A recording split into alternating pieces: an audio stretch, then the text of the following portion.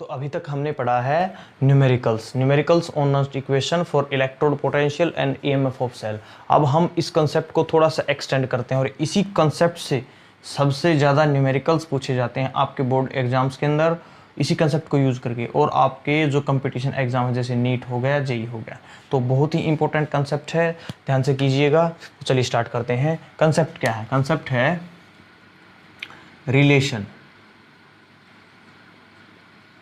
relation of EMF of cell with equilibrium constant, और equilibrium constant को हम denote करते हैं Kc से, इक्विलिब्रियम कांस्टेंट। तो ये रिलेशन हमारे को पढ़ना है। यहाँ रिलेशन से एक बहुत ही अच्छा कंसेप्ट निकल के आता है और उसी कंसेप्ट को यूज़ करके कंपटीशन के अंदर क्वेश्चन पूछे जाते हैं। तो चलिए स्टार्ट करते हैं। तो देखिए, मैं एक छोटा सा गैल्वेनिक सेल आपके लिए ड्रा कर देता हूँ ताकि कंसेप्ट समझने में थोड़ा सा आसानी हो जाए। ये मैंने लगा दिया साल्ट ब्रिज। अब अगर साल्ट ब्रिज आपको नहीं पता है तो आप मेरी पीछे वाली वीडियोस देखिए, पहले वाली वीडियोस। अब ये है साल्ट ब्रिज जिसके अंदर हमने फिल कर रखा है इलेक्ट्रोलाइट जो कि है K2SO4 पोटासियम सल्फेट का। यहाँ पे मैंने भर दिया कॉपर सल्फेट। यहाँ पे मैंने फिल कर दिया है जिंक सल्फेट। यहाँ पे लगा दी मैंने जिंक रोड। यहाँ पे मैंने लगा दी कॉपर रोड और इन दोनों को मैंने कनेक्ट कर दिया है वायर से। बीच में लगा दिया मैंने कहीं पे volt meter. Okay,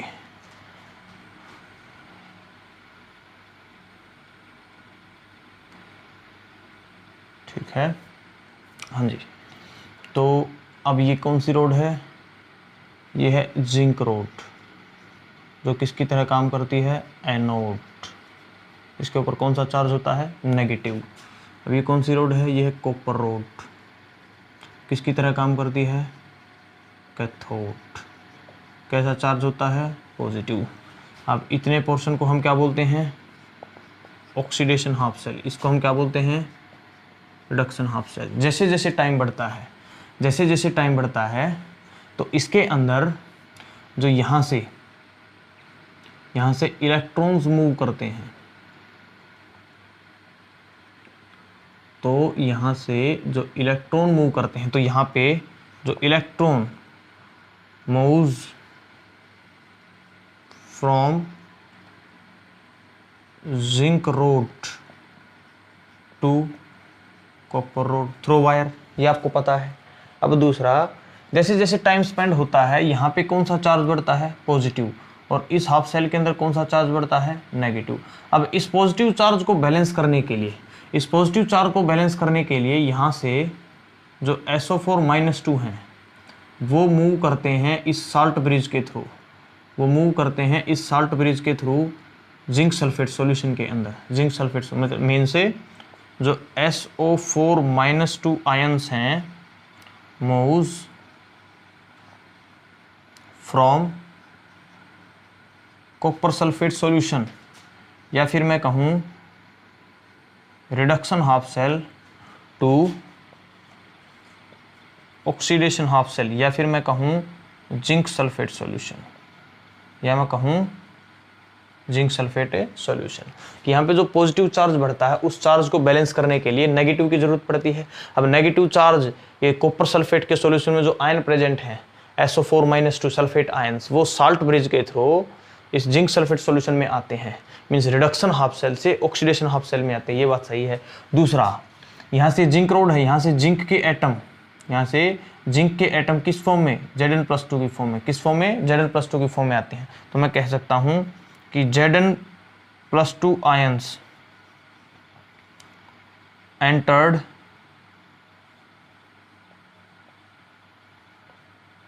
into zinc sulphate solution from zinc road. From A zinc road, from A zinc road.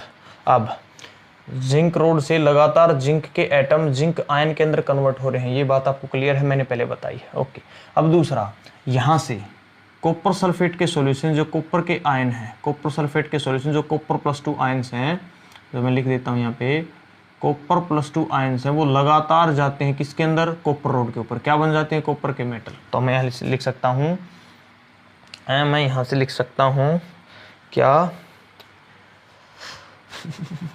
चलिए एक बस थोड़ा सा आप एडजस्ट कीजिए, मैं इस पॉइंट को पहले लिख देता हूँ, मैं इस पॉइंट को थोड़ा सा पहले लिख देता हूँ, कोई प्रॉब्लम नहीं है।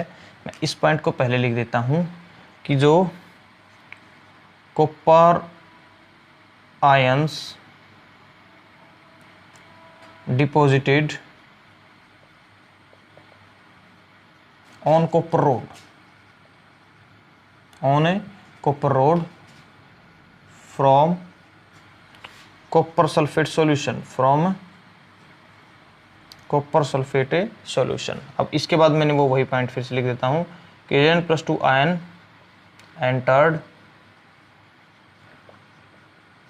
entered into zinc sulphate solution, कहाँ से, from zinc road, from zinc road. ये बातें क्लियर हैं?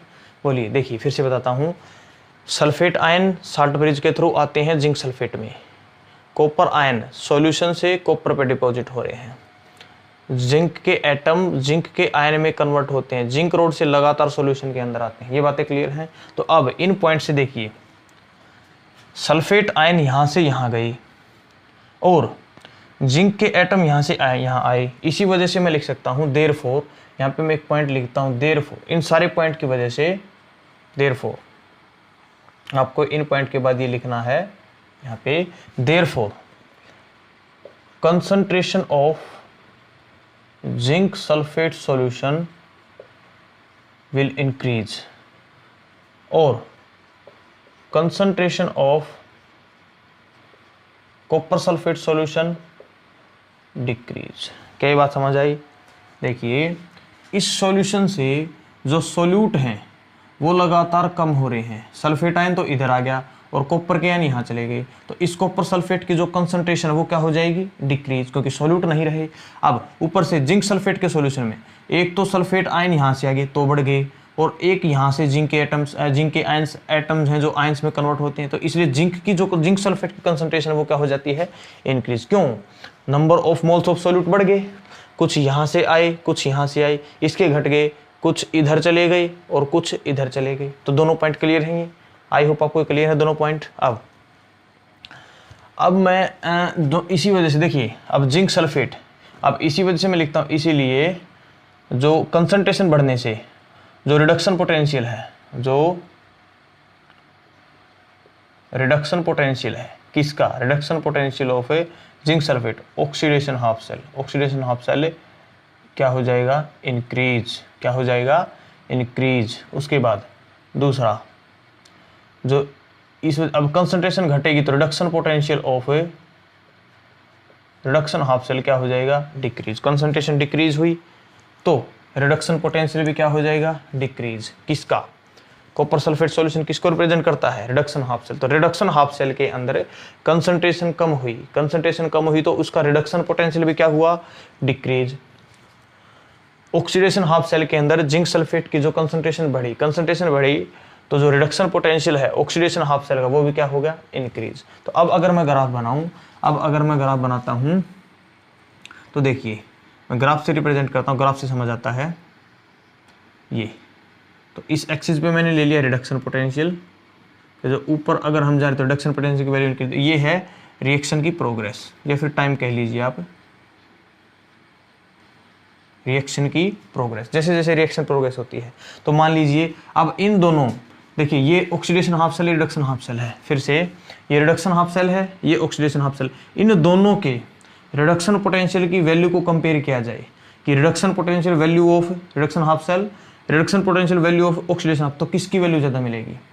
भाई जिसके रिडक्शन पोटेंशियल की वैल्यू ज़्यादा होती है उसी का तो रिडक्शन होता है। अब इस हाफ सेल के अंदर रिडक्शन हो रही है तो इट मीन्स यहाँ पे रिडक्शन पोटेंशियल की वैल्यू क्या है, ज़्यादा, यहाँ पे रिडक्शन पोटेंशियल की वैल्यू क्या है, कम। तो हम मान लेते हैं ग्राफ के ऊपर कि ये वैल्यू है, ये वैल्यू रिप्रेजेंट करती है रिडक्शन पोटेंशियल किसका, of a reduction half cell, और ये वैल्यू रिप्रेजेंट करती है किसको, ये वैल्यू रिप्रेजेंट करती है रिडक्शन पोटेंशियल किसका, of a oxidation half cell की इनिशियल जब रिएक्शन स्टार्ट होती है तो रिडक्शन हाफ सेल के रिडक्शन पोटेंशियल की वैल्यू ज़्यादा होती है, ऑक्सीडेशन हाफ सेल के रिडक्शन पोटेंशियल की वैल्यू कम होती है। अब जैसे जैसे टाइम होता जैसे जैसे टाइम बीता जा रहा है तो रिडक्शन हाफ सेल के रिडक्शन पोटेंशियल की वैल्यू क्या हो रही है, डिक्रीज, रिडक्शन हाफ सेल के रिडक्शन पोटेंशियल की वैल्यू क्या हो रही है, डिक्रीज। तो ये जो ग्राफ है वो ऐसे आएगा। अब जैसे जैसे रिएक्शन बढ़ती है ऑक्सीडेशन हाफ सेल के रिडक्शन पोटेंशियल की वैल्यू क्या होती है, इंक्रीज, ऑक्सीडेशन हाफ सेल के रिडक्शन पोटेंशियल की वैल्यू क्या होती है, इंक्रीज। क्यों, कंसंट्रेशन इंक्रीज होती है तो इसकी जो वैल्यू वो इंक्रीज होगी। अब एक पॉइंट ऐसा आएगा जिसके ऊपर ये दोनों इंटरसेक्ट कर देते हैं, तो ये जो पॉइंट होगा ये रिप्रेजेंट करता है इक्विलिब्रियम को, ये रिप्रेजेंट करता है इक्विलिब्रियम कंसंट्रेशन को, ये रिप्रेजेंट करता है इक्विलिब्रियम कंसंट्रेशन को, कि दोनों की जो वैल्यू इसकी कम होके और इसकी बढ़ के एक पॉइंट आएगा जिस पे दोनों इंटरसेक्ट करेंगे, जो जिस पे इंटरसेक्ट करेंगे वो किसकी वैल्यू हो जाएगी, इक्विलिब्रियम कंसंट्रेशन। इट मीन्स इस पॉइंट के ऊपर अगर रिडक्शन पोटेंशियल की वैल्यू हम कैलकुलेट करेंगे, इस पॉइंट के ऊपर इक्विलिब्रियम कंसंट्रेशन के ऊपर जो रिडक्शन पोटेंशियल की वैल्यू है, रिडक्शन पोटेंशियल किसका, of a reduction half cell will equal to reduction potential किसका, of a oxidation half cell, कि ऑक्सीडेशन हाफ सेल के रिडक्शन पोटेंशियल की वैल्यू इक्वल हो जाएगी रिडक्शन पोटेंशियल के हाफ सेल की वैल्यू। ये बात समझ आई, बोलिए ये बात समझ आती है जी, ये बात बिल्कुल समझ में आती है कि रिएक्शन जब स्टार्ट होती है तो रिडक्शन हाफ सेल के रिडक्शन पोटेंशियल की वैल्यू ज़्यादा होगी, ऑक्सीडेशन हाफ सेल के रिडक्शन पोटेंशियल की वैल्यू कम होगी।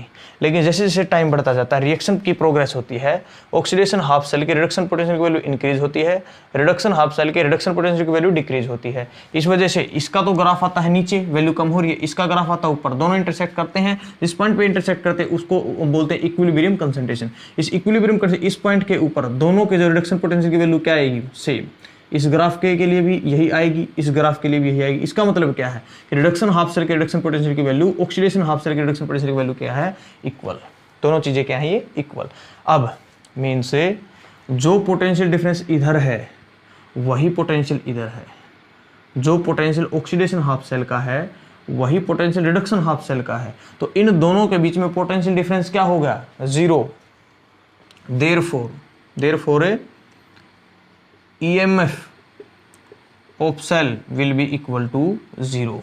EMF of cell will equal to 0 क्यों, क्योंकि EMF होता ही क्या है, दोनों हाफ सेल के बीच का पोटेंशियल डिफरेंस, दोनों हाफ सेल के बीच का पोटेंशियल डिफरेंस। अब दोनों हाफ सेल के जो पोटेंशियल की वैल्यू क्या है वो तो इक्वल है, अब उनमें डिफरेंस क्या आएगा, 0, इसीलिए EMF ऑफ सेल क्या आएगा, 0। बहुत इंपॉर्टेंट है, यही कंसेप्ट है, यही वो कंसेप्ट है जहाँ से सबसे ज़्यादा क्वेश्चन आपके एग्जाम में पूछे जाते हैं, चाहे कंपटीशन एग्जाम हो चाहे बोर्ड एग्जाम्स हो।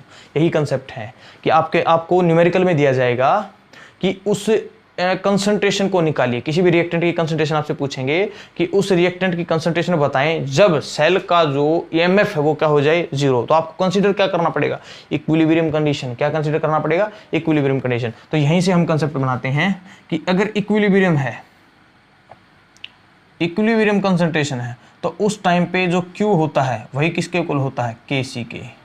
वही किसके इक्वल होता है, Kc के। बोलिए क्या गलत बोल रहा हूँ जी।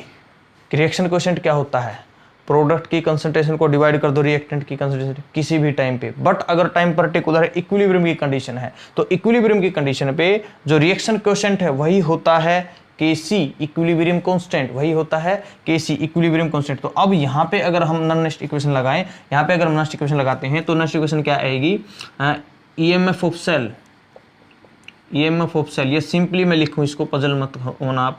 E ऑफ सेल क्या है, EMF of cell is equal to E naught of cell, is equal to E naught of cell minus point, या इसको हम डिटेल फॉर्म में लिख लेते हैं 2.303 RT by N F log Q, ये होती है नॉस्ट इक्वेशन, सभी को पता है।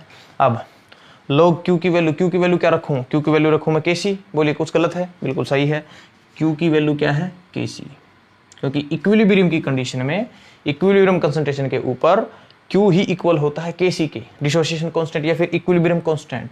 तो अब देखिए इस कंडीशन में, इक्विलिब्रियम की कंडीशन में ईएमएफ ऑफ सेल क्या है? 0।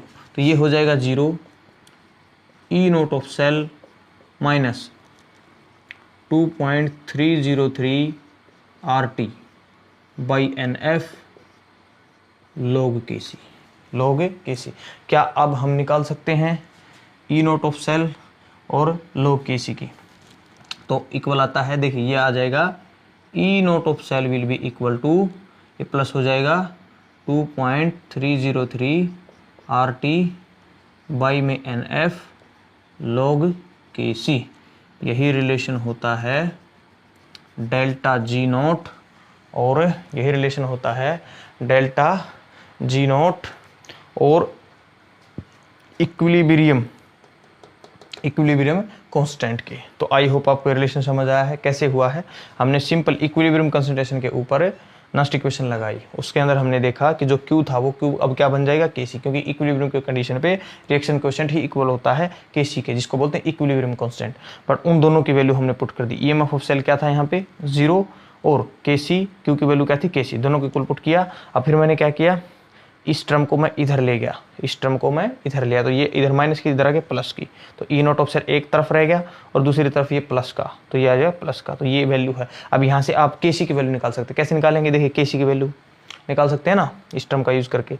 इस टर्म को उधर भेज देंगे हम, बट एंटी लॉग करके Kc की वैल्यू यहाँ से हम निकाल सकते हैं। तो ये रिलेशन है, बहुत ही इंपॉर्टेंट रिलेशन है ये। अब इसको हम दूसरी फॉर्म में भी लिख सकते हैं। देखिए एक तो ये रिलेशन है। अब मैं क्या कर सकता हूँ, 2.303 RT बाई एफ, आर की वैल्यू रख के, टी की वैल्यू रख के 298 केल्विन, एफ की वैल्यू रख के, फिर से इक्वेशन क्या बचेगी? E naught of cell is equal to 0.059 by में एन log Kc। तो उस टर्म में भी आप लिख सकते हो, आपका जो मन करे उसमें लिख लेना। आप ये भी लिख लेना, वो भी लिख लेना। क्लियर है? नोट कीजिए।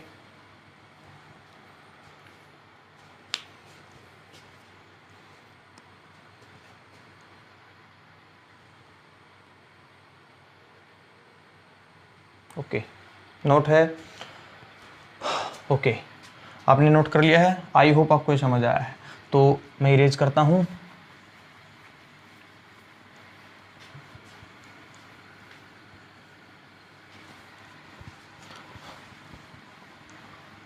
तो मैंने बहुत ही स्लो स्पीड के अंदर और काफ़ी अच्छे से आपको एक्सप्लेन किया है कि कैसे रिलेशन होता है, कैसे ग्राफ बनता है। ग्राफ से भी क्वेश्चन पूछ लेते हैं, ग्राफ को देके क्वेश्चन पूछ लेते हैं। और मैंने डायरेक्टली आपको बताया कि इस कंसेप्ट से जो हमारे को न्यूमेरिकल के अंदर चाहिए है, कंपटीशन एग्जाम के अंदर, बोर्ड एग्जाम के अंदर, वो क्या चीज़ें चाहिए।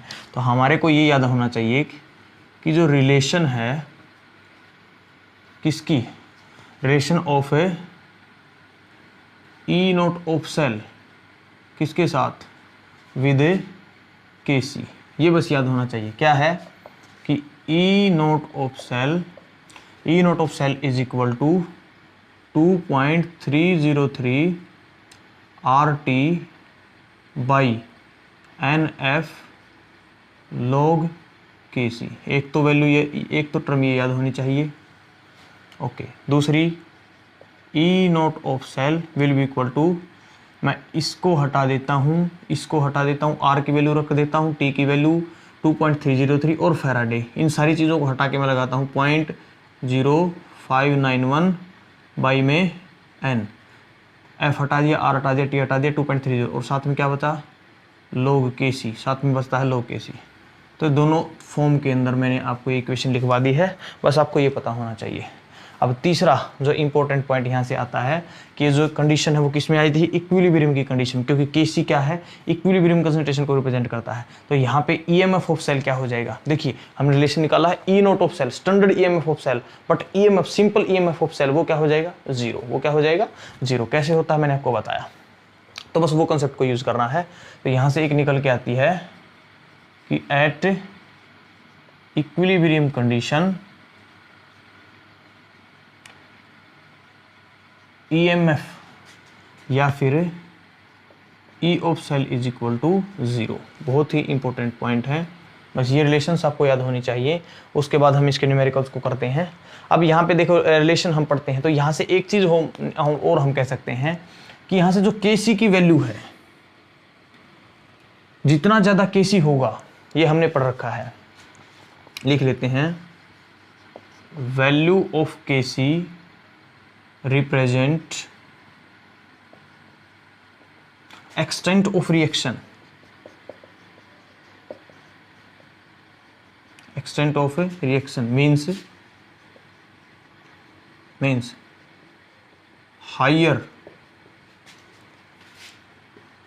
value of Kc represent almost completion of A reaction. Important point है। क्या पॉइंट है ये? देखिए कि जो Kc की वैल्यू है वो रिएक्शन के एक्सटेंट को रिप्रेजेंट करती है, कितनी रिएक्शन कंप्लीट हुई, 60% रिएक्शन कंप्लीट हुई, 90% कंप्लीट हुई या 100% कंप्लीट हुई। तो जितना ज़्यादा Kc की वैल्यू आती है, जितना ज़्यादा Kc की वैल्यू आती है उतना ज़्यादा ही, जितना ज़्यादा Kc की वैल्यू आती है उतना ज़्यादा रिएक्शन का एक्सटेंट होता है कि Kc की वैल्यू बढ़ी तो रिएक्शन ज़्यादा कंप्लीट हुई है। मीन्स एग्जांपल के लिए हमने मान लिया कि किसी के Kc की वैल्यू आई 7 और किसी के Kc की वैल्यू आई 6 या फिर 3 मान लेते हैं, तो 7 की कंडीशन में फुल रिएक्शन बहुत ज़्यादा कंप्लीट हुई है, इसके अंदर कुछ कम हुई है। तो मतलब ये था कि Kc की वैल्यू ज़्यादा आती है, Kc की वैल्यू ज़्यादा तो रिएक्शन की जो कंप्लीट हुई है वो ज़्यादा, और अगर Kc की वैल्यू कम तो रिएक्शन का जो एक्सटेंट है वो भी क्या है, कम। तो उसके बाद एक रिलेशन और हम पढ़ देते हैं, उसके बाद हम न्यूमेरिकल्स करते हैं। नेक्स्ट रिलेशन हम पढ़ते हैं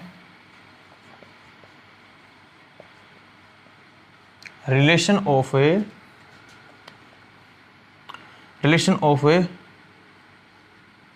delta G naught of cell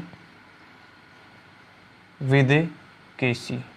तो relation of a delta G naught of cell with Kc, यहाँ से भी न्यूमेरिकल बनते हैं, एग्जाम के अंदर पूछे गए और बहुत ही इंपॉर्टेंट पॉइंट ये होता है, कॉन्सेप्ट ये होता है। तो देखिए कैसे निकालते हैं हम। डेल्टा G नोट किसके इक्वल होता है? Delta G naught of cell किसके इक्वल होता है?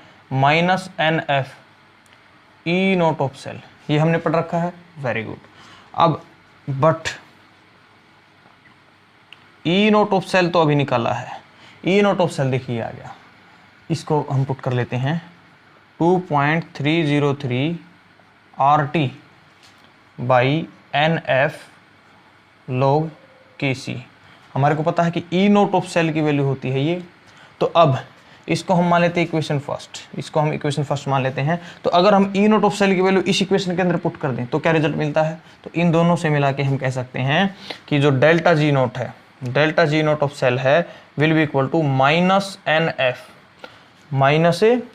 और E नोट ऑफ सेल की वैल्यू, इसकी जो वैल्यू है मैं पुट करूंगा ये, तो मैं पुट करता हूं into 2.303 RT by NF log Kc। देखिए मैंने E नोट ऑफ सेल की वैल्यू ये पुट की है, तो देखिए NF से NF कैंसिल, तो क्या बचा? Delta G naught is equal to minus, देखिए रहा -2.303 RT log Kc। बस ये जो इक्वेशन है यही रिलेशन होती है, relation of delta G naught with cell of cell with Kc। तो डेल्टा G नोट की Kc के साथ क्या रिलेशन है? ये इक्वेशन रिलेशन है कि अगर हमारे को डेल्टा G नोट निकालनी है तो हमारे को क्या आना चाहिए? R की वैल्यू दी होनी चाहिए, टेम्परेचर साथ में Kc इक्विलिब्रियम कांस्टेंट। और Kc की वैल्यू हम कैसे निकाल सकते हैं? Kc की वैल्यू हम यहाँ से निकाल सकते हैं कि E नोट ऑफ सेल दे रखा है तो Kc की वैल्यू निकल जाए, कोई प्रॉब्लम नहीं है। तो E नोट ऑफ सेल दे रखा है तो Kc की वैल्यू निकाल लेंगे और Kc से हम डेल्टा G नोट की वैल्यू निकालेंगे। यहाँ से बहुत सारे क्वेश्चन आपसे पूछे जाते हैं, वेरी वेरी इंपॉर्टेंट। ये जो दोनों कॉन्सेप्ट हैं, देखिए एग्जाम्स के लिए, कंपटीशन एग्जाम के लिए, बोर्ड एग्जाम के लिए, दोनों जितनी भी मैंने अभी ये बोर्ड पे चीजें लिखी बहुत ही इंपॉर्टेंट। इन चीज़ों को समझना, कैसे इक्वेशन आई है, क्या मतलब निकलता है इक्विलिब्रियम कांस्टेंट का, कैसे डेल्टा G नोट से Kc की वैल्यू निकालनी है, Kc दे रखा है तो इसकी वैल्यू निकालनी है, Kc की वैल्यू यहाँ से भी निकल सकती है। तो इस तरह से डिफरेंट इक्वेशन का यूज करके हम एक न्यूमेरिकल को सोल्व आउट करेंगे। तो अब हम करते हैं इसके ऊपर न्यूमेरिकल्स। तो चलिए स्टार्ट करते हैं।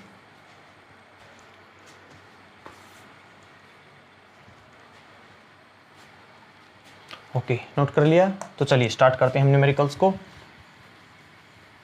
अगर न्यूमेरिकल्स आप कर रहे हैं तो मैं आपको कहूँगा कि ये जो वीडियो ये काफ़ी लंबी होने वाली है। इसके अंदर मैंने जो नॉन इक्वेशन की डेरिवेशन भी करवाई है, उसके ऊपर फिर मैंने न्यूमेरिकल भी करवाए हैं, फिर उसके बाद मैंने रिलेशन बताई EMF of standard EMF of cell की इक्विलिब्रियम कांस्टेंट के साथ, और फिर हमने रिलेशन बनाई डेल्टा जी नोट की इक्विलिब्रियम कांस्टेंट के साथ, और अब हम करते हैं इसके ऊपर न्यूमेरिकल। तो देखिए वीडियो काफ़ी लंबी होने वाली है, तो हो गई है ऑलमोस्ट, हो चुकी है वीडियो तो लंबी। तो अब आप इस वीडियो को पहली बात तो एक टाइम पे ना देखें, है ना। दूसरा, पहले आप नॉन इक्वेशन को कर लीजिए, उसके बाद आप ये जो रिलेशन है उनको कीजिए। न्यूमेरिकल करने से पहले आप एक बार इन फॉर्मूले को मेमोराइज कीजिए। इन फॉर्मूले को आप एक दो बार पढ़ें, रीड आउट करें, लिख के देखें। फॉर्मूला जब आपके माइंड के अंदर अच्छे से लर्न है तब आप न्यूमेरिकल को सोल्व आउट करोगे। तो न्यूमेरिकल्स करने से पहले आप एक बार फॉर्मूले को रिवाइज कीजिए। चलिए मैं आपको टाइम देता हूँ, रिवाइज कीजिए। तो चलिए स्टूडेंट, अभी तक हमने पढ़ा है रिलेशन, सिर्फ रिलेशंस को पढ़ा हमने रिलेशन पढ़ा ईएमएफ ऑफ सेल, और उसका रिलेशन किसके साथ हमने पढ़ा, इक्विलिब्रियम कांस्टेंट के साथ। और इक्विलिब्रियम कांस्टेंट के साथ जब हमने रिलेशन पढ़ा तो मैंने कुछ आपको इंपॉर्टेंट सी बातें बताई थी कि जैसे कि जब केसी की हम बात करेंगे उस टाइम पे कंडीशन है वो इक्विलिब्रियम की है, और इक्विलिब्रियम की कंडीशन में ईएमएफ ऑफ सेल बन जाता है 0। तो उस कंसेप्ट पे भी हम न्यूमेरिकल्स करते हैं।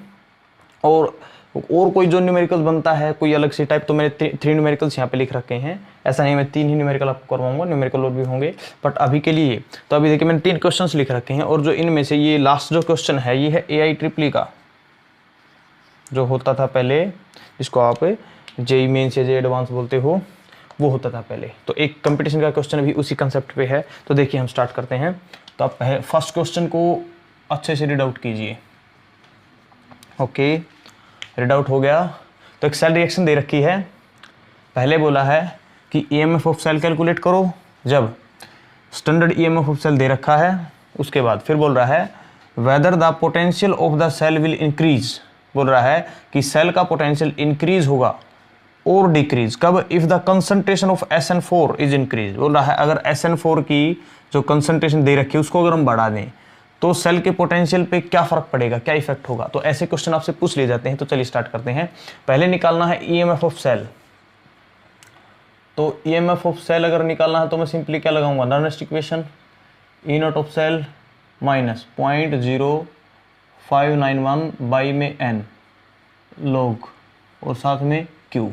अब q क्या हो जाएगा, q को निकाल लेते हैं। तो सबसे पहले हम n कैलकुलेट करते हैं। देखिए जो रिएक्शन है SN+4 से SN+2 में आ रहा है, तो इट मीन्स ये रिडक्शन है। देखिए SN+4 से SN+2 में आ रहा है, तो एक इक्वेशन तो ये है SN+4 2 इलेक्ट्रॉन को गेन करके आ रहा है SN+2 में, तो ये होगा अपना रिडक्शन हाफ सेल। दूसरी रिएक्शन देखिए जिंक सॉलिड जा रहा है Zn+2 में, तो ये क्या है, ये है ऑक्सीडेशन। तो जिंक सॉलिड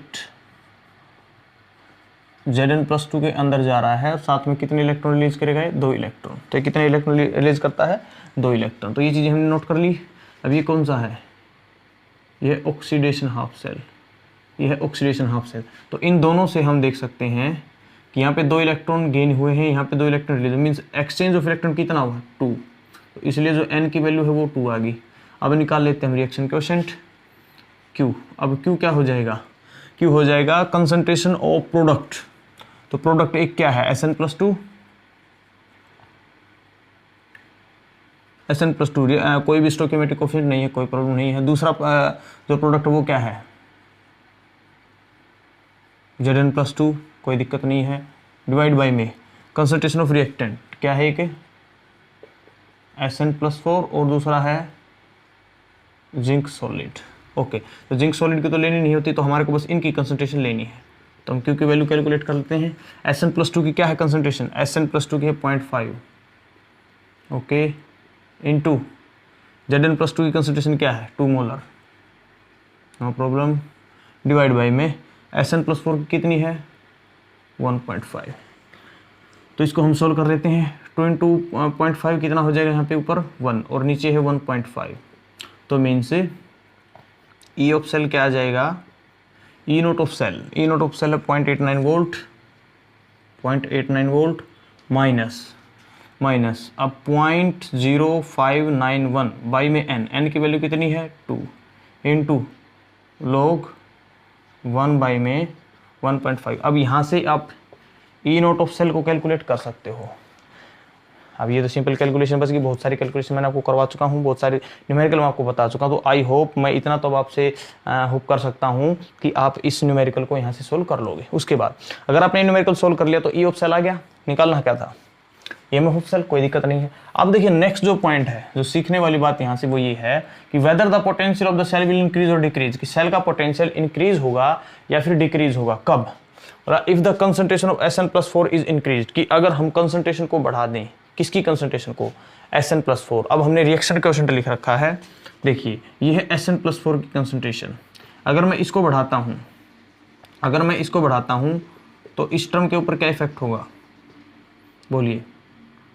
अगर मैं इस टर्म को मैं बढ़ाता हूँ 2 कर देता हूँ तो इस पूरे की जो वैल्यू है वो क्या होगी डिक्रीज, वो वैल्यू क्या होगी डिक्रीज। अब इस पूरे की वैल्यू डिक्रीज होगी तो 8-9 में से हमारे को एक छोटी टर्म को घटाना पड़ेगा, तो ई ऑफ सेल की वैल्यू क्या आएगी ज़्यादा। देखिए अगर मान लीजिए हमने सोल आउट किया 1.5 रख के और ये सोल आउट होके आ रहा है मान लीजिए 2 या 0.2 आता है, तो अब अगर मैं यहाँ पे 1.5 की बजाय मैं क्या रखूँ, यहाँ पे 2 रख दूँ, बढ़ा दी मैंने Sn+2 की कंसंट्रेशन मैंने बढ़ा दी 1.5 से लेकर 2, तो अब जो ये पूरा आंसर है, अब देखिए नीचे वाली टर्म बढ़ाई है इसलिए पूरा जो ये पूरी टर्म है उसकी वैल्यू क्या आएगी छोटी। तो पहले 0.2 आ रही थी, तो अब मान लेते हैं हाँ भाई 0.15, पॉइंट कितनी आई 0.15। तो अब इस टर्म की वैल्यू डिक्रीज होगी, इस टर्म की वैल्यू डिक्रीज हुई कब, जब हमने Sn+4 की, जब हमने Sn+4 की वैल्यू को कंसंट्रेशन को बढ़ाया। अब ये टर्म छोटी आ रही है, तो 0.89 में से पहले माइनस हो रहा था 0.2, अब माइनस होगा 0.15, तो अब आंसर आएगा बड़ा। इट मीन से जो EMF ऑफ सेल है वो क्या हो जाएगा, उसकी वैल्यू हो जाएगी इंक्रीज, उसकी वैल्यू हो जाएगी इंक्रीज। तो नोट कीजिए, ये बात समझ आई है। अच्छा एग्जांपल देखिए, मैंने आपको बताया कि अगर इसकी कंसंट्रेशन में बढ़ा देता हूँ तो इस पूरे टर्म की जो वैल्यू है पहले वैल्यू से आएगी कम, 100% आएगी कम। अब इस पूरे की वैल्यू अगर कम आती है तो अब 0.89 में से जो माइनस होगा, पहले 0.2 हो रहा था अब 0.15 होगा, तो अब छोटी चीज़ें माइनस हो रही है। अब माइनस कितनी छोटी चीज़, छोटी टर्म माइनस हो रही है, इसलिए ओवरऑल जो आंसर है इस पूरी टर्म का या EMF ऑफ सेल की वैल्यू क्या आएगी ज़्यादा। तो ये था क्वेश्चन, बस मैंने आपको यही बताया है कि हो सकता है आपको न्यूमेरिकल के अंदर Sn+4 की कंसंट्रेशन बढ़ाने को बोल दे, Sn+2 की। देखिए अगर Sn+2 की बढ़ाता तो Sn+2 ऊपर है, ऊपर वाली टर्म को बढ़ाते तो इस टर्म की वैल्यू क्या आती, इस टर्म की वैल्यू आती ज़्यादा, इस टर्म की वैल्यू ज़्यादा आती तो 0.89 से बड़ी टर्म माइनस होती, बड़ी टर्म माइनस होती, आंसर क्या हो जाता डिक्रीज। और Zn+2 की बढ़ाता तब भी ऐसा ही होता। तो आपको देखना है कि वो जो टर्म आपको दी गई है वो प्रोडक्ट साइड में है या रिएक्टेंट साइड में है। अगर रिएक्टेंट साइड में है वो, अगर रिएक्टेंट साइड में है तो उसकी कंसंट्रेशन बढ़ाने से EMF ऑफ सेल भी बढ़ेगा, बट अगर प्रोडक्ट साइड है तो वैल्यू क्या होगी माइनस। क्यों, क्योंकि इस फॉर्मूले के अंदर जो ये सेकंड टर्म है इसकी वैल्यू बढ़ती है, कब, जब प्रोडक्ट के अंदर कोई टर्म की वैल्यू बढ़ेगी, और इसकी वैल्यू घटती है जब रिएक्टेंट की तरफ कोई वैल्यू बढ़ेगी। तो अब ये टर्म घटेगी तो आंसर क्या आएगा बड़ा, है ना। ये टर्म अगर घटेगी तो आंसर आएगा बड़ा, अब ये टर्म अगर बढ़ेगी तो आंसर आएगा कम। समझ रहे हो बात को, क्योंकि ये जो टर्म है ये इस यहाँ से माइनस होनी है। तो आपको आई होप मैंने एग्जाम्पल से भी बताया, एक सीधा कंसेप्ट भी मैंने बताया कि ताकि आपका एग्जाम के अंदर टाइम बच जाए, आपको सोल्व आउट ना करना पड़े, आप डायरेक्ट आंसर लिखो। अगर कोई ऑप्शनल है या सीधा 1 मार्क्स के अंदर पूछा है कि कंसंट्रेशन बढ़ाने पर क्या होगा, तो आई होप आपको ये न्यूमेरिकल क्लियर है। अगर फिर भी कोई दिक्कत है तो आप वीडियो को रिवर्स करिए, थोड़ा सा स्लो स्पीड में देखिए। तो चलिए नोट कीजिए।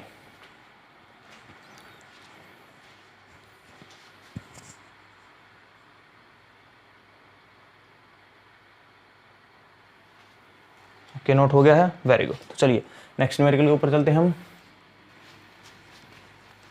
वैसे मैं न्यूमेरिकल्स को काफ़ी स्लो स्पीड के अंदर करवाता हूँ, इवन मैं पूरा सिलेबस ही पूरी स्लो स्पीड के अंदर करवाता हूँ, और फिर भी अगर आपको समझ नहीं आता है तो फिर तो प्रॉब्लम है ना। ओके, नेक्स्ट न्यूमेरिकल देखते हैं। A galvanic cell is constructed with Ag and Ag positive as one electrode. Okay. Fe+2, Fe+3 as second electrode. Okay. Then calculate Ag की concentration निकालनी। देखिए Ag की concentration निकालनी है। Okay. कब? At which EMF of cell will become zero, कि जब cell का EMF क्या हो जाए, जीरो। यही कंसेप्ट मैंने आपको कल बताया था, बहुत इंपॉर्टेंट कंसेप्ट है ये। यही इसी कंसेप्ट के बेस पे यहाँ पे भी क्वेश्चन है कंपटीशन के अंदर। तो जब EMF ऑफ सेल जीरो हो जाए उस टाइम पे Ag की कंसंट्रेशन आपको निकालनी है एट इक्विमोलर, ये भी इंपॉर्टेंट है, at equimolar concentration of Fe+2 and Fe+3 ions, कि जब Fe+2 आयन की एंड Fe+3 आयन की जो कंसंट्रेशन वो कैसी है, इक्विमोलर, कि दोनों की कंसंट्रेशन क्या है, सेम। तो अब करते हैं, निकालना क्या है, पहले तो हमारे को निकालना है कंसंट्रेशन। अब कंसंट्रेशन कैसे निकलेगी, देखिए हम नेक्स्ट इक्वेशन लगाते हैं, E of cell will be equal to E naught of cell minus 0.0591 by में n log Q। अब log Q की कैसे निकालें हम, हमारे को दोनों रिएक्शन के रिडक्शन पोटेंशियल दे रखे हैं। देखिए दोनों के रिडक्शन है, आयन से एटम रिडक्शन है, +3 से +2 चार्ज कम हो रहा तो रिडक्शन है। ओके, तो अब दो रिएक्शन दे रखी हैं, दो इलेक्ट्रोड दे रहे। अब हमारे को पता लगाना, कैलकुलेट करना कि रिडक्शन किस पे होगा, ऑक्सीडेशन किस पे होगा, क्योंकि बता नहीं न्यूमेरिकल में। अब जिसके रिडक्शन पोटेंशियल की वैल्यू ज़्यादा होती है, जिसके रिडक्शन पोटेंशियल की वैल्यू ज़्यादा उसका होगा रिडक्शन।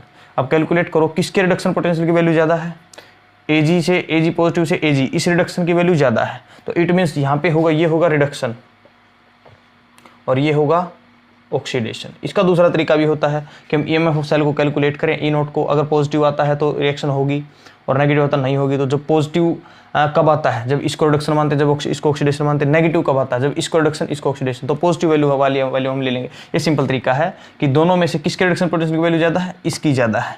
जिसके रिडक्शन पोटेंशियल की वैल्यू ज़्यादा उसका होगा रिडक्शन, दूसरे का होगा ऑक्सीडेशन। मीन्स जो रिएक्शन यहाँ पे बनेगी वो बनेगी कि Ag पॉजिटिव एक इलेक्ट्रॉन को लेके कन्वर्ट हो जाएगा Ag सॉलिड में, और यहाँ पे रिएक्शन उल्टा होगा।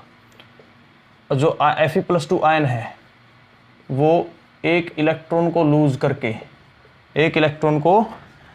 करके चला जाएगा किसके अंदर, Fe+3 आयन के। तो ये होगा ऑक्सीडेशन हाफ सेल, ये होगा रिडक्शन हाफ सेल। तो दोनों हाफ सेल में हमने लिख लिए, और यहाँ से n की वैल्यू भी आपको नजर आ गई होगी। n की वैल्यू कितनी आई, 1। तो n की वैल्यू हमने कैलकुलेट कर ली। अब क्या करना है, हाँ जी, अब हमारे को क्या चाहिए, हमारे को चाहिए है Q। तो चलिए Q की वैल्यू को कैलकुलेट करते हैं।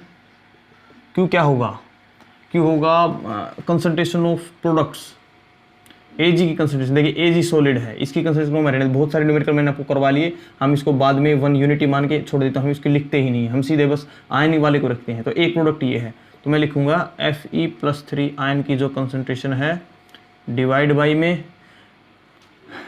में कंसंट्रेशन ऑफ रिएक्टेंट। तो एक रिएक्टेंट तो ये है, दूसरा रिएक्टेंट ये है, तो एक रिएक्टेंट ये Ag पॉजिटिव, और सेकंड रिएक्शन क्या है, सेकंड रिएक्टेंट क्या है, Fe+2। तो अब रिएक्शन कोएफिशिएंट की वैल्यू क्या आएगी, निकालो। अब यहाँ से देखिए एक इंपॉर्टेंट चीज है, at equimolar concentration of Fe+2 and Fe+3 ion, बोल रहा है कि जो Fe+2 आयन की कंसंट्रेशन है वो इक्विमोलर है, मतलब मोल्स के अंदर इक्वल है Fe+3 आयन के। इंपॉर्टेंट है, ये चीज़ हमारे को बताई गई है जो मैंने अंडरलाइन कर रखा है। तो इट मीन्स ये और ये एक दूसरे से क्या हो जाएंगे, कैंसिल। मीन्स रिएक्शन जो कोएफिशिएंट हमारे को मिला वो मिला 1 में Ag पॉजिटिव, 1 में Ag पॉजिटिव। कोई दिक्कत नहीं है सर। ओके, अब बोलता है नेक्स्ट चीज़, बोलता है अब निकालना क्या है, यही तो निकालना है कंसंट्रेशन ऑफ Ag। अब बोलता कब, कंसंट्रेशन ऑफ Ag कब निकालना, कब, जब EMF of cell will be 0। It means EMF of cell will be 0। तो मैं लिखता हूँ कि गिवन है ये कि EMF ऑफ सेल हमारे को क्या मानना है, 0। कब होता है, इक्विलिब्रियम की कंडीशन में हमारे को बोल रहा है, तो इट मीन्स ये हो जाएगा 0। तो देखिए इक्वेशन क्या बन गई, यहाँ पे मैं रखता हूँ 0। E नॉट ऑफ सेल निकाला है क्या हमने, E नॉट ऑफ सेल हम निकाल लेते हैं। E नॉट ऑफ सेल कैसे निकलता है, E naught of cathode minus E naught of anode. अब कैथोड कौन सी होती है, जिस पर रिडक्शन होता है, तो रिडक्शन कौन है, ये रहा 0.80 माइनस ये किसकी वैल्यू है, रिडक्शन की, कौन से की, ऑक्सीडेशन की, तो माइनस होता है एनोड, एनोड पे ये होता है, तो 0.77 कितना आ गया 0.03 वोल्ट। तो E नोट ऑफ सेल भी आ गया 0.03 वोल्ट। तो मैं लिखता हूँ 0.03 वोल्ट माइनस 0.0591 एन की वैल्यू, एन की वैल्यू निकाल ली, कहाँ है एन की वैल्यू 1, कोई दिक्कत ही नहीं है। उसके बाद लोग 1/में Ag पॉजिटिव, 1/में Ag पॉजिटिव, कोई दिक्कत नहीं है। अब क्या करें, अब बोलो, अब इसी की तो वैल्यू निकालनी है। अब क्या करते हैं अब हम देखिए Ag पॉजिटिव नीचे है, इसको मैं ऊपर लिख लेता हूँ, इसको मैं ऊपर लिख लेता हूँ, चलो मैं नेक्स्ट स्टेप में ही कर देता हूँ। अब 0.03 है माइनस 0.0591 लोग, Ag पॉजिटिव को मैं ऊपर लिख रहा हूँ, Ag पॉजिटिव को अगर मैं वो लिखता हूँ ऊपर, तो इसको मैंने पावर बनाना पड़ेगा -1। अब ये जो माइनस है ये कहाँ आ जाएगा आगे, तो ये 0 will be equal to 0.03 plus 0.0591 log Ag concentration. ऐसा क्यों हुआ है, देखिए जो माइनस है ये आगे आ गया, तो माइनस माइनस है प्लस, ये टर्म जो रह गई थी वो मैंने लिख दी, कोई दिक्कत नहीं। अब क्या करें, हाँ जी बोलो, अब क्या करें, अब मैं क्या करता हूँ, किसकी वैल्यू निकालनी है, इसी की तो वैल्यू निकालनी है ना, तो बस कैलकुलेट कर दो। तो लोग Ag पॉजिटिव, लोग Ag पॉजिटिव, देखिए लोग Ag पॉजिटिव, ये क्या हो जाएगा, इसको मैं उधर भेजता हूँ तो माइनस का, -0.03 डिवाइड बाई में, अब ये 0.59 है, उधर जाके क्या हो जाएगा डिवाइड में 591। बस अब ये आने के बाद आपको बस क्या लेना है, एंटी लोग, एंटी लोग लेके वैल्यू निकाल दीजिए, एंटी लोग लेके वैल्यू निकाले। अब एंटी लोग कैसे निकलता है, ये तो आपने +1 में सीखा होगा, फिर आप मैथ के स्टूडेंट्स तो आप मेरे से अच्छे से निकाल सकते हैं, तो आप निकाल लिए एंटी लोग। ओके, तो इस तरह से हमने इस न्यूमेरिकल को कैलकुलेट किया। यहाँ पे हमारे को किस टर्म किस कंसेप्ट को की नीड थी कि EMF ऑफ सेल क्या हो जाता है 0। साथ में एक चीज़ बताई कि कंसंट्रेशन ऑफ Fe+2 Fe+3 यानी क्या थी, इक्वल, तो दोनों की कंसंट्रेशन को हम कैंसिल आउट कर दिया, बची सिर्फ किसकी कंसंट्रेशन, Ag पॉजिटिव की। ओके, अब EMF ऑफ सेल क्या था 0, उसी टाइम पे निकाली, तो 0 हमने लिखा, स्टैंडर्ड EF हमने निकाल लिया, बस फिर तो सिंपल कैलकुलेट करना था। बस आखिर में हमारे पास बचता क्या है, लोग Ag पॉजिटिव, तो हमारे पास वैल्यू आ गई, बट हमारे को निकालनी है Ag पॉजिटिव की कंसंट्रेशन, तो यहाँ पे भी एंटी लॉग लेना पड़ेगा, यहाँ पे भी एंटी लॉग लेना पड़ेगा, तो ये तो एंटी लॉग से लॉग कैंसिल हो जाएगा, यहाँ पे क्या हो जाएगा एंटी लॉग। तो आप इस तरह से भी इस आंसर को लिख सकते हैं, anti log of this term, anti log of this term. तो आई होप आपको न्यूमेरिकल समझ आया है कैसे हमने किया। इससे मैंने आपको 2-3 कंसेप्ट बताए हैं कि पहले तो एक ये कंसेप्ट कि किसका रिडक्शन होगा, किसका ऑक्सीडेशन होगा, हमारे को न्यूमेरिकल में नहीं बताया। हम किसकी वैल्यू से निकालते हैं, रिडक्शन पोटेंशियल, जिसके रिडक्शन पोटेंशियल की वैल्यू ज़्यादा है उसका होगा रिडक्शन, दूसरे का होगा ऑक्सीडेशन। तो इसका रिडक्शन, इसका ऑक्सीडेशन, ये कैथोड, ये anode, cathode minus anode, standard निकाल लिया, बस बाकी न्यूमेरिकल मैंने आपको बताई है। दोनों की हाफ फ्रैक्शन हमने एन की वैल्यू निकाली, तो नोट कीजिए।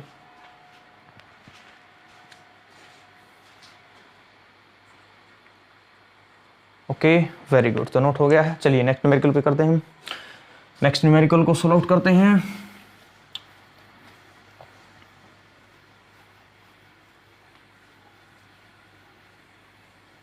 तो नेक्स्ट न्यूमेरिकल को रीड आउट कीजिए तब तक। अब न्यूमेरिकल्स होंगे तभी जब आपके कंसेप्ट्स क्लियर हैं, आपका बेसिक क्लियर है, और साथ ही साथ आप को जो चीज़ें मैंने अभी तक पढ़ाई हैं वो आपको मेमोराइज है। तो पहले आप नोट्स का जो थ्योरेटिकल पार्ट है, जो डेरिवेशन पार्ट है, रिलेशंस है, उनको अच्छे से मेमोराइज कीजिए। अगर एक भी रिलेशन हमारे को गलत तरीके से याद है, गलत तरीके से लर्न है, तो हम न्यूमेरिकल को कैलकुलेट नहीं कर सकते। तो पहले थ्योरी है, उसके बाद न्यूमेरिकल्स। तो चलिए अब इस न्यूमेरिकल को हम देखते हैं। ये AIEEE का JEE एग्जाम्स का न्यूमेरिकल है। देखिए क्या दे रखा है, एक सेल रिएक्शन दे रखा है, बहुत अच्छी बात। Was allowed to be completely discharge. देखिए यही कंसेप्ट है, कंप्लीटली डिस्चार्ज। अब आप मेरे को ये मतलब बताइए, what is the meaning of completely discharge, कि कंप्लीटली डिस्चार्ज का मतलब क्या होता है। कंप्लीट डिस्चार्ज का मतलब होता है कि सेल के पोटेंशियल जो ईएमएफ है वो हो गया जीरो। फिर से देखिए, कंप्लीटली डिस्चार्ज का मतलब है ईएमएफ हो गया जीरो। ओके, तो यहाँ से तो ये कंसेप्ट था। एट 298 केल्विन द रिलेटिव कंसंट्रेशन, अब निकालना क्या है, Zn+2 बाई में Cu+2। अब इनका रेशियो हमारे को निकालना है। ओके, तो चलिए, सेल रिएक्शन हमारे को दे रखी हैं। सेल रिएक्शन से हमारे को पता लगा कि जिंक का हो रहा ऑक्सीडेशन, ये ऑक्सीडेशन हाफ सेल है, ये रिडक्शन हाफ सेल है। दूसरा देखिए, यहाँ पे वैल्यू किसकी दे रखी है, ये E of cell, EM of cell. अब आप मेरे को ये बताइए, हमारे को निकालना क्या है, इनकी कंसंट्रेशन कैसे निकलेगी, नस्ट इक्वेशन से। कैसे लगाऊं मैं, E of cell E naught of cell minus 0.0591 by में एन लॉग क्यू। ओके, अब एन की वैल्यू निकाल लेते हैं पहले तो। Zn सॉलिड से बन रहा है Zn+2, देखिए थोड़ा स्पीड से मैं कर रहा हूँ, साथ में 2 इलेक्ट्रॉन। उसके बाद रिडक्शन किसका हो रहा है, कॉपर का, कॉपर +2 2 इलेक्ट्रॉन को लेके बनाता है कॉपर सॉलिड। तो ये है ऑक्सीडेशन हाफ सेल, ये है रिडक्शन हाफ सेल। दोनों से हमने एन की वैल्यू को निकाला, एन की वैल्यू आ गई 2, कोई दिक्कत नहीं है। उसके बाद हमारे को बोला कि क्यू भी निकाल लेते हैं हम रिएक्शन का क्वोशेंट निकाल लेते हैं। रिएक्शन क्वोशेंट क्या है, रिएक्शन क्वोशेंट बनेगा प्रोडक्ट बाई में कंसंट्रेशन ऑफ रिएक्टेंट। तो प्रोडक्ट क्या है, Zn+2 की कंसंट्रेशन। दूसरा प्रोडक्ट कौन है, कॉपर को हम यूनिट मान लेते, छोड़ देता हूं मैं, बहुत सारे न्यूमेरिकल में आपको समझा चुका ये चीज़। उसके बाद डिवाइड बाई में रिएक्टेंट कौन है, जिंक, सॉलिड है, इसको छोड़ देते हैं, आयन है, इसको ले लेते हैं, Cu+2। तो बस, और निकालना क्या है, देखिए Zn+2 डिवाइड बाई में Cu+2, यही तो निकालना। मीन्स हमारे को इस क्वेश्चन के अंदर निकालना ही क्या है, Q। अब कैसे निकले, Q की वैल्यू निकालनी है, कैसे निकले कि ई ऑफ सेल मिल जाए, ईएमएफ ऑफ सेल मिल जाए, ई नोट ऑफ सेल मिल जाए। अब देखो क्या दे रखा है, क्या न्यूमेरिकल में क्या दे रखा है, ई ऑफ सेल दे रखा है, ईएमएफ ऑफ सेल दे रखा है, बिल्कुल गलत। देखिए ये इंपॉर्टेंट कंसेप्ट था यहाँ पे। एक तो ये कंप्लीटेड डिस्चार्ज का मतलब क्या है कि जब ईएमएफ ऑफ सेल क्या हो जाए, जीरो, तो ये ईएमएफ ऑफ सेल नहीं है, ये स्टैंडर्ड ईएमएफ ऑफ सेल है। अब बोलोगे सर कैसे पता लगा, यहाँ पे तो सिंपल ई ऑफ सेल लिख रखा। आप ये भी तो नोट कीजिए, आप ये देखिए कि जो आयन की कंसंट्रेशन वो क्या है, 1 मोलर। आयन की कंसंट्रेशन वो क्या है, 1 मोलर, और साथ में टेम्परेचर कंडीशन क्या है, 298 केल्विन। तो बहुत ही अच्छे कंसेप्ट इस क्वेश्चन के अंदर थे। यही बस डिफरेंस होता है बोर्ड एग्जाम्स के अंदर और कंपटीशन एग्जाम में, यहाँ पे कंसेप्ट बड़े अच्छे ही यूज करवाते हो। तो देखिए, अब यहाँ पे डायरेक्ट उन्होंने ई स्टैंडर्ड ऑफ सेल नहीं लिखा, यहीं पे मिस्टेक हो जाती है। इसको हम ई सेल मान लेते हैं, ईएमएफ ऑफ सेल मान लेते हैं। अब देखते हैं कि ई नॉट ऑफ सेल तो कहीं है ही नहीं, क्योंकि किसी भी इलेक्ट्रोड का स्टैंडर्ड पोटेंशियल या रिडक्शन पोटेंशियल हमारे को नहीं दे रखा है। तो अब क्या करें, तो अब देखिए ये जो ई ऑफ सेल दे रखा है, इसका मतलब है स्टैंडर्ड ईएमएफ। क्यों, क्योंकि कंसंट्रेशन क्या है, 1 मोलर, टेम्परेचर कंडीशन क्या है, 298 केल्विन। और जब कंसंट्रेशन 1 मोलर हो जाए और जो टेम्परेचर है वो 298 केल्विन, वही तो होती है स्टैंडर्ड कंडीशन। इट मीन्स यहाँ पे हमारे को वैल्यू दे रखी है ई नोट ऑफ सेल की, जो कि कितनी है, 1.10 वोल्ट। तो एक प्रॉब्लम तो सोल्व होगी, ई नोट ऑफ सेल मिल गया। अब ईएमएफ ऑफ सेल कहाँ से लाएं, ईएमएफ ऑफ सेल कहाँ, देखिए सर कंप्लीटली डिस्चार्ज का मतलब क्या है, completely discharge means EMF of cell is zero. तो मैं लिखता हूं जो कंप्लीटली डिस्चार्ज का मतलब है कि सेल के अंदर पोटेंशियल नहीं रहा, इसका मतलब है EMF of cell is zero, EMF of cell is zero. तो EMF of cell is zero, इसकी वैल्यू भी मिली, बस पुट कर दीजिए। यहाँ पे मैं क्या पुट करूंगा, जीरो। यहाँ पे मैं क्या पुट करूंगा, 1.1.0591 बाई में एन की वैल्यू कितनी है, 2 log Q। अब इसी की तो वैल्यू निकालनी है, जो ये है इसी की वैल्यू निकालनी है, बस क्या हो जाएगा बोलिए, इसको मैं उधर भेजूंगा, -1.1, इधर क्या रहेगा, -0.0591 बाई में 2, माइनस से माइनस कैंसिल, ये 2 इधर चला जाएगा, 2.2 डिवाइड बाई में, अच्छा इधर क्या है log Q, इधर क्या है log Q। उसके बाद क्या करूं, ये इधर चला गया, इधर जाके 2.2 हो गया। ओके, अब इसको मैं डिवाइड में लेके आता हूँ, क्योंकि डिवाइड में आएगा, उधर क्या रहा log Q, उधर रहता है log Q। अब इसको अगर आप सोल्व कर लो, और फिर दोनों, इसका क्या लेना हमारे को, एंटी लॉग, इसका हमारे को लेना है एंटी लॉग। एंटी लॉग से ये क्या हो जाएगा, दोनों टर्म का हमने ले लिया एंटी लॉग, तो एंटी लॉग से लॉग कैंसल, इस टर्म का एंटी लॉग लोगे तो Q की वैल्यू आ जाएगी, और Q किसके इक्वल है, इसके इक्वल है, और वैल्यू भी किसकी निकालनी थी, इसी की। तो बस हो गया न्यूमेरिकल सोल्व। अब जब आप इसको सोल्व करते हो तो आपका आंसर आएगा 10⁻37.3। ये एंटीलॉग, इसका अगर आप एंटीलॉग सोल्व करोगे तो आंसर आएगा 10⁻37.3। तो ये हो गया कंपटीशन लेवल का न्यूमेरिकल। देखिए कितना अच्छा न्यूमेरिकल था। ये चीज़ें सीखने को मिली कि हो सकता है न्यूमेरिकल में direct E naught of cell ना लिखें, जो कि बोर्ड एग्जाम्स में लिखा होता है, कंपटीशन में नहीं लिखते। कंसंट्रेशन 1 मोलर टेम्परेचर, उससे पता लगा कि ये तो ई नोट ऑफ सेल ही है। फिर कंप्लीट डिस्चार्ज, इसका मतलब क्या था, सेल का जो पोटेंशियल वो 0 हो जाएगा। तो ये भी मिल गया, ये भी मिल गया। एन की वैल्यू हमने हाफ रिएक्शन से निकाल ली, लॉग क्यू की तो वैल्यू निकालनी ही थी, लास्ट में कर दिया दोनों टर्म्स का एंटीलॉग। तो नोट कीजिए, वेरी गुड। चलिए, तो नोट हो गया है, बहुत अच्छे। तो अब हमने कुछ न्यूमेरिकल्स किए हैं। अभी तक जो हमने न्यूमेरिकल्स किए हैं वो सिंपल उस कंसेप्ट पे किए हैं कि इक्विलिब्रियम का जो रिलेशन था, अभी तक हमने कभी इक्विलिब्रियम कांस्टेंट को अभी तक नहीं निकाला है। तो आगे हम न्यूमेरिकल करते हैं, उनमें हम इक्विलिब्रियम कांस्टेंट को निकालते हैं, डेल्टा जी को निकालते हैं। तो चलिए, आप नोट हो गया, तो चलिए नेक्स्ट न्यूमेरिकल करते हैं हम। चलिए स्टार्ट करते हैं हम न्यूमेरिकल को। हाँ जी स्टूडेंट, देखिए अभी तक हमने जो बेसिक न्यूमेरिकल्स है वो कर चुके हैं हम। अब हम थोड़े से आगे अपने कंसेप्ट को बढ़ाते हैं। अभी तक हमने बस न्यूमेरिकल्स किए थे नॉस्ट इक्वेशन और नॉस्ट इक्वेशन एट इक्विलिब्रियम, जहाँ पे ईएमएफ ऑफ सेल 0 हो जाता है। अब उसके बाद मैंने एक कंसेप्ट आपको बताया था कि रिएक्टेंट की कंसंट्रेशन बढ़ाए तो क्या होता है ईएमएफ ऑफ सेल पे, प्रोडक्ट की कंसंट्रेशन बढ़ाए तो क्या होता है। तो इट मीन्स हम वो सारी चीज़ें पढ़ चुके हैं। अब हम आगे बढ़ते हैं थोड़ा सा। अब हम बढ़ते हैं relation of EMF of cell with KC, relation of delta G naught with KC, तो कैसे आपको कैलकुलेट करना है, और थोड़ा सा कंपटीशन के न्यूमेरिकल्स। तो अब हम स्टार्ट करते हैं न्यूमेरिकल्स को। तो फर्स्ट न्यूमेरिकल को सोल्व आउट करते हैं। अब ऐसा नहीं है कि इन रिलेशन पे सिर्फ 4 ही न्यूमेरिकल्स बनते हैं, बट ये न्यूमेरिकल्स अगर आपने कर लिए तो बेसिक अगर कंसेप्ट आपके क्लियर है तो सारे न्यूमेरिकल आपके सोल्व हो जाएंगे। तो देखिए फर्स्ट न्यूमेरिकल है जो केसी, केसी को कैलकुलेट करना है। सेल रिएक्शन दे रखी है, अच्छा Ag पॉजिटिव का रिडक्शन पोटेंशियल दे रखा है, कॉपर पॉजिटिव का रिडक्शन पोटेंशियल दे रखा है। तो केसी निकालना है। तो देखिए केसी निकालना है तो हम रिलेशन यूज करेंगे कि E naught of cell is equal to 0.0591 by में n और log KC equilibrium constant. Okay, ये इक्वेशन मैंने आपको बताई थी या फिर मैंने शायद आपको ये इक्वेशन बताई हो, 2.303 RT by NF log KC, ये इक्वेशन मैंने ज़रूर बताई होगी, बोलिए। ओके, अब देखिए RTF और इसको मैं अगर हटा देता हूँ तो मैं लगाऊंगा 0.0591, मैंने आपको बताया है, तो मीन्स ये इक्वेशन बन जाएगी, तो कोई प्रॉब्लम नहीं है। मीन्स हमारे को निकालना log KC, हमारे को वैल्यू चाहिए n की, हमारे को वैल्यू चाहिए ई स्टैंडर्ड ऑफ सेल। कैसे निकालें ई स्टैंडर्ड ऑफ सेल, तो ई स्टैंडर्ड ऑफ सेल जो निकलता है वो निकलता है E naught of cathode minus E naught of anode. अब कैथोड क्या होती है, रिडक्शन, एनोड ऑक्सीडेशन। तो रिडक्शन की रिएक्शन हम देखते हैं। देखिए Ag पॉजिटिव से Ag एटम, ये रिडक्शन है, तो ये है रिडक्शन की रिएक्शन, ये रिडक्शन की रिएक्शन है, ये कैथोड पे होनी है। तो मीन्स ये जो Ag पॉजिटिव से Ag है ये कैथोड को रिप्रेजेंट करता है। अब इसकी वैल्यू हमारे को दे दी, बट वैल्यू नॉस्ट इक्वेशन के अंदर होनी चाहिए, इन रिलेशंस के अंदर होनी चाहिए रिडक्शन पोटेंशियल में। तो क्या वैल्यू रिडक्शन पोटेंशियल की ही है, आयन से एटम, तो रिडक्शन की ही वैल्यू है। मीन्स ई कैथोड हमारे को मिल गया, ई नोट ऑफ कैथोड हमारे को मिल गया 0.80 volt minus E naught of anode, anode किसको रिप्रेजेंट करता है, ऑक्सीडेशन को।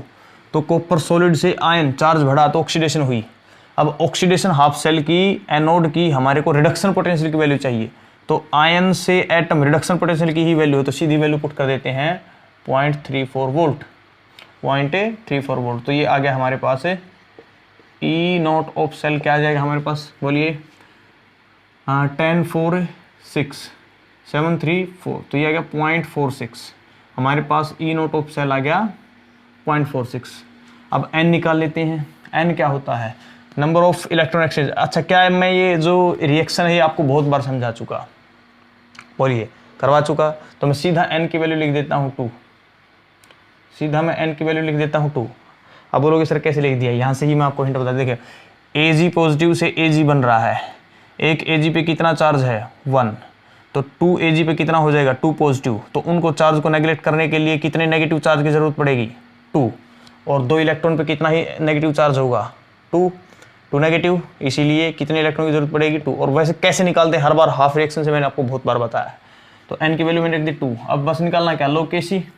तो log Kc की वैल्यू क्या हो जाएगी, देखिए ई नोट ऑफ सेल की वैल्यू ये आ गई, n की वैल्यू वो आ गई, तो देखिए ये हो जाएगा 0.0591, n की वैल्यू 2 और log Kc। तो अब क्या करूँ मैं, इसको इधर ले आऊँ, तो ये हो जाएगा 46 इंटू 2.92 डिवाइड बाई में, देखिए ये है जो ये इधर आके डिवाइड में 0.0591 इक्वल टू log Kc। अब क्या करना, अब दोनों तरफ एंटी लॉग ले लो, एंटी लॉग इधर और एंटी लॉग इधर, एंटी लॉग से ये लॉग कैंसिल, तो Kc की वैल्यू आ जाएगी ये। अब एंटी लॉग करके इसको सॉल्व कर लेना। तो ये था, उस रिलेशन को हमने यूज किया, relation of standard standard reduction potential of cell, standard EMF of cell with Kc। क्या रिलेशन होती है, कैसे हमने कैलकुलेट किया, मैंने आपको बताया। न्यूमेरिकल बहुत सिंपल है, ई नोट ऑफ सेल निकाला, n निकाला, बस Kc की वैल्यू निकाली, और Kc की वैल्यू निकाल के हमारे को जरूरत पड़ी एंटी लॉग की। मीन्स हम जब तक न्यूमेरिकल अभी तक हमने किया, हमारे को पता है कि लॉग से एंटी लॉग, एंटी लॉग से लॉग, ये कंसेप्ट हमारा क्लियर होना चाहिए। आपके केमिस्ट्री टीचर ने +1 के अंदर केमिकल इक्विलिब्रियम जो यूनिट है वहाँ पे आपको पढ़ाया होगा। अगर नहीं पढ़ा है तो आप कमेंट कीजिए, मेरे को बताएं, मैं आपके लिए एक अलग से वीडियो शूट करता हूँ। अदरवाइज यूट्यूब पे और भी बहुत सारी वीडियोज़ हैं, बट मैं नहीं कहूँगा कि आप किसी और की वीडियो देखें। अगर आपको जरूरत तो आप मेरे को बताएं, मैं आपको जो कंटेंट है वो आपको प्रोवाइड करवाऊंगा, क्योंकि मेरे को नहीं पता है कि उन यूट्यूबर्स ने कितना आपको बताया है, अब वो न्यूमेरिकल के लिए सफिशिएंट है या नहीं है। तो आप कमेंट करके बताएं, और अगर आपको आता है, आप कैलकुलेट कर लेते तो कोई प्रॉब्लम ही नहीं है। तो चलिए न्यूमेरिकल को नोट कीजिए।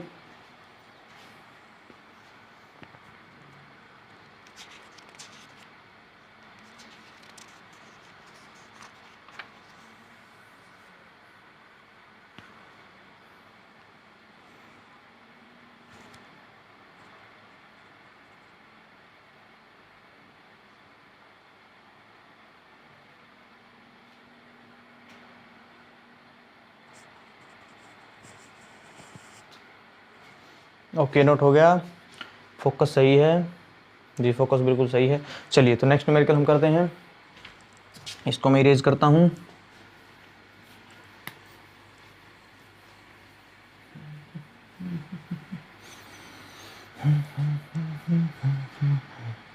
चलिए अच्छा, नेक्स्ट न्यूमेरिकल देखिए, नेक्स्ट है डेल्टा जी नोट आपको निकालना है, standard gives free energy change आपको निकालना है, मैक्सिमम वर्क ऑब्टेनेबल, ज़्यादा से ज़्यादा हम सेल से कितना काम करवा पाएंगे, कितना वर्क ऑब्टेन कर सकते हैं, उसको निकालना है। सेल की रिएक्शन दे रखी है, standard reduction potential zinc ion का दे रखा है, standard reduction potential copper ion का दे रखा है, साथ में निकालना है आल्सो Kc। ओके, तो यहाँ से तो सारी ही चीज़ें हम कैलकुलेट कर लेते हैं। तो पहले निकालना है डेल्टा जी नोट। चलिए, तो डेल्टा जी नोट जो निकलता है वो कैसे निकलता है, हमने रिलेशन पढ़ा था -NF E naught of cell. बोलिए, क्या हमने रिलेशन पढ़ा था जी, ये रिलेशन हमने कहीं ना कहीं पढ़ा था। तो यहाँ से तो डेल्टा जी नोट की वैल्यू आ जाएगी। अब किसकी वैल्यू चाहिए, n की वैल्यू चाहिए, साथ में फैराडे की, साथ में ई नोट ऑफ सेल। अब ई नोट ऑफ सेल की वैल्यू दे रखी है, क्या ई नोट ऑफ सेल निकाल लेते हैं। ई नोट ऑफ सेल होता है E naught of cathode minus E naught of anode. अब कैथोड किसको रिप्रेजेंट करता है, रिडक्शन को। अभी मैंने पिछले न्यूमेरिकल में बहुत सारी चीज़ बताई, तो रिडक्शन की रिएक्शन कौन सी दिख रही है आपको, देखिए कॉपर +2 से कॉपर एटम, तो रिडक्शन है, चार्ज घटा, रिडक्शन है। अब रिडक्शन है तो कॉपर वाली जो रिएक्शन रिडक्शन को रिप्रेजेंट करती है, कैथोड को रिप्रेजेंट करती है, तो ये जो वैल्यू है ये हो जाएगी कैथोड के लिए। अब देखना कि रिडक्शन पोटेंशियल की वैल्यू है, आयन से एटम रिडक्शन की ही वैल्यू है, तो डायरेक्ट वैल्यू पुट करते हैं 0.34 volt minus E naught of anode. Anode किसको रिप्रेजेंट करता है, ऑक्सीडेशन को। तो जिंक सॉलिड से जिंक आयन, ऑक्सीडेशन, चार्ज बढ़ा, चार्ज बढ़ा तो ऑक्सीडेशन। उसके बाद हम देखते हैं कि ये जो वैल्यू हो रिडक्शन पोटेंशियल की वैल्यू है +2 से एटम रिडक्शन की, तो सीधी वैल्यू पुट कर देते हैं -0.76 वोल्ट। तो ऐड करोगे तो जो ई नोट ऑफ सेल है वो क्या आएगा, बोलिए, ऐड कर दो 4 और 6 0, 4 6 और 4 0, 7 और 3 10 0 1 1.1, ये आ जाएगा ये। तो ई नोट ऑफ सेल हमारे पास आ गया, हमने ई नोट ऑफ सेल निकाल लिया। बस इस फॉर्मूले पुट, अच्छा n कितना आ जाएगा इस रिएक्शन के लिए, बोलिए। पिछली रिएक्शन भी यही थी, देखिए यहाँ पे भी n निकाला था, तो n कितना आया था, n आया था हमारा 2, तो इस रिएक्शन के लिए n2। अब आप ऐसे मत कर देना, आपको न्यूमेरिकल में कैलकुलेट करना होगा। मैंने बहुत सारे न्यूमेरिकल में कैलकुलेट करके बताया है। हाफ रिएक्शन लिखें, देखिए कितने इलेक्ट्रॉन एक्सचेंज होते हैं। तो ये मिल गया, n मिल गया, f की वैल्यू हमारे को पता होती है फैराडे की 96500 कूलम्स ये होता है। बस निकाल दिया डेल्टा जी नॉट की value. Delta G naught will be n, minus लगा लेते हैं, n की वैल्यू 2 इंटू फैराडे की value 96500 into EMF of cell कितना है। अच्छा कितना है भाई, EMF ऑफ सेल कहाँ गया, ये रहा 1.1। तो वैल्यू कैलकुलेट कर दीजिए। ऐसे इस वैल्यू को अगर आप कैलकुलेट करते हो तो डेल्टा जी नॉट की वैल्यू तो -212, ओके, और शायद आती है 300। अब देखिए ये किस में था, वोल्ट में, ये किस में होता है, कूलम में, तो कूलम वोल्ट, इसकी जो यूनिट आएगी वो किस में आएगी, कूलम वोल्ट में। तो अब कूलम वोल्ट इक्वल होता है जूल के, तो जो वैल्यू आ जाएगी वो आ जाएगी -212300 जूल्स। क्यों, because coulomb into volt is equal to joule. कैसे, क्या पता है आपको, ये इतना तो पता होगा, क्योंकि पोटेंशियल डिफरेंस क्या होता है, work is equal to potential difference is equal to work by में चार्ज। अब वर्क क्या होता है, जूल में, चार्ज किस में होता है, कूलम में, पोटेंशियल डिफरेंस कितना किस में होता है, वोल्ट में। तो यहाँ से जूल की वैल्यू निकालो, जूल की वैल्यू क्या आ जाएगी, V into C is equal to joule, मतलब पोटेंशियल डिफरेंस या फिर voltage volt into coulomb is equal to joule. तो आपको शायद पता भी होनी चाहिए, पहले बेसिक है, 10th की चीज़ें हैं। ओके, तो हमने डेल्टा जी की वैल्यू निकाल ली। अब क्या निकालना है, अब हमारे को निकालना है मैक्सिमम वर्क ऑब्टेन। तो मैक्सिमम वर्क ऑब्टेन क्या होता है, मैक्सिमम वर्क जितना हम करवा सकते हैं। देखिए जितना एनर्जी डिक्रीज होती है, ये कंसेप्ट मैंने आपको बताया था डेरिवेशन के टाइम पे, जितना एनर्जी रिड्यूस होती है उतना ही वर्क हम कर पाते हैं, क्योंकि जो एनर्जी रिड्यूस हो रही है वो किसको करने में, वर्क के करने में। मतलब जितनी एनर्जी घटी, जितना एनर्जी के अंदर चेंज आया, वही क्या है, मैक्सिमम वर्क। तो एनर्जी के अंदर चेंज तो हमने निकाल लिया, ये एनर्जी के अंदर चेंज निकाला है, तो ये मैक्सिमम वर्क हो जाएगा। तो कितना आ गया, 2.212300 जूल। अब देखिए ये मेरी कैलकुलेशन हो सकता है रॉन्ग हो, ये कैलकुलेशन हो सकता है रॉन्ग हो, बट मैं चेक कर लेता हूँ एक बार कैलकुलेशन। हाँ जी, अच्छा सही है, ये कैलकुलेशन मेरी बिल्कुल भी सही है। तो अब अच्छा ओके, उसके बाद मैक्सिमम वर्क हमने निकाल लिया। उसके बाद हम करते हैं क्या, क्या निकालना है, KC। क्या निकालना है, KC। अब KC निकालने के लिए हम कौन सी रिलेशन लगाएं, देखिए वैसे तो E नॉट ऑफ सेल भी है, तो उस इक्वेशन से भी आ जाएगा, बट डेल्टा जी से ही निकालते हैं। तो नई इक्वेशन, हमने इक्वेशन पढ़ी थी कि delta G naught is equal to -2.303 RT log KC। बोलो, ये इक्वेशन हमने पढ़ी थी, ये रिलेशन हमने पढ़ा था, कल पढ़ा था बिल्कुल। तो अब निकाल दो, डेल्टा जी नॉट की वैल्यू कितनी है, 21230 इंटू -2.303, R की वैल्यू 8.314 जूल पर केल्विन पर मोल, टेम्परेचर 298 केल्विन। अच्छा log KC।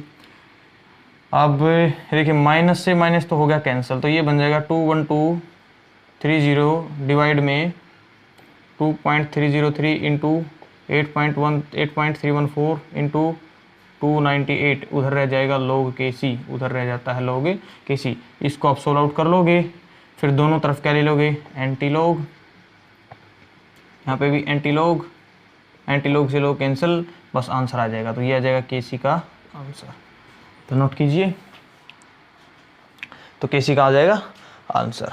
उसके बाद तो दोबारा शायद बताने की जरूरत है नहीं, क्योंकि न्यूमेरिकल बहुत सिंपल था, बस दोनों के रिलेशन लगे। डेल्टा जी के अंदर ये रिलेशन होता है, डेल्टा जी। अब देखिए यहाँ से हम लोग KC की जो वैल्यू है हम स्टैंडर्ड EMF ऑफ सेल से भी निकाल सकते थे, क्या नहीं निकाल सकते थे जी, हम निकाल सकते थे, बट हमने डेल्टा जी नोट का ही, क्योंकि नई रिलेशन का हमने यूज किया, नया कंसेप्ट हमने सीखा, उसको अप्लाई किया हमने, जो कल सीखा था, या सॉरी लास्ट पार्ट में हमने जो सीखा था। तो आई होप ये न्यूमेरिकल आपको क्लियर है। तो एक सेकंड रुकिए। अच्छा, जो डेल्टा जी नोट की वैल्यू है ना, डेल्टा जी नोट की जो वैल्यू है वो किस में आएगी, वो आएगी जूल्स पर मोल में। किस में आ जाएगी वैल्यू, जूल पर मोल्स में। वो बस आप नोट कर लीजिएगा क्योंकि n number of moles of electron थे, कोई बात नहीं है। ओके, तो ये हमने न्यूमेरिकल कर लिया, नोट कीजिए आप इसको।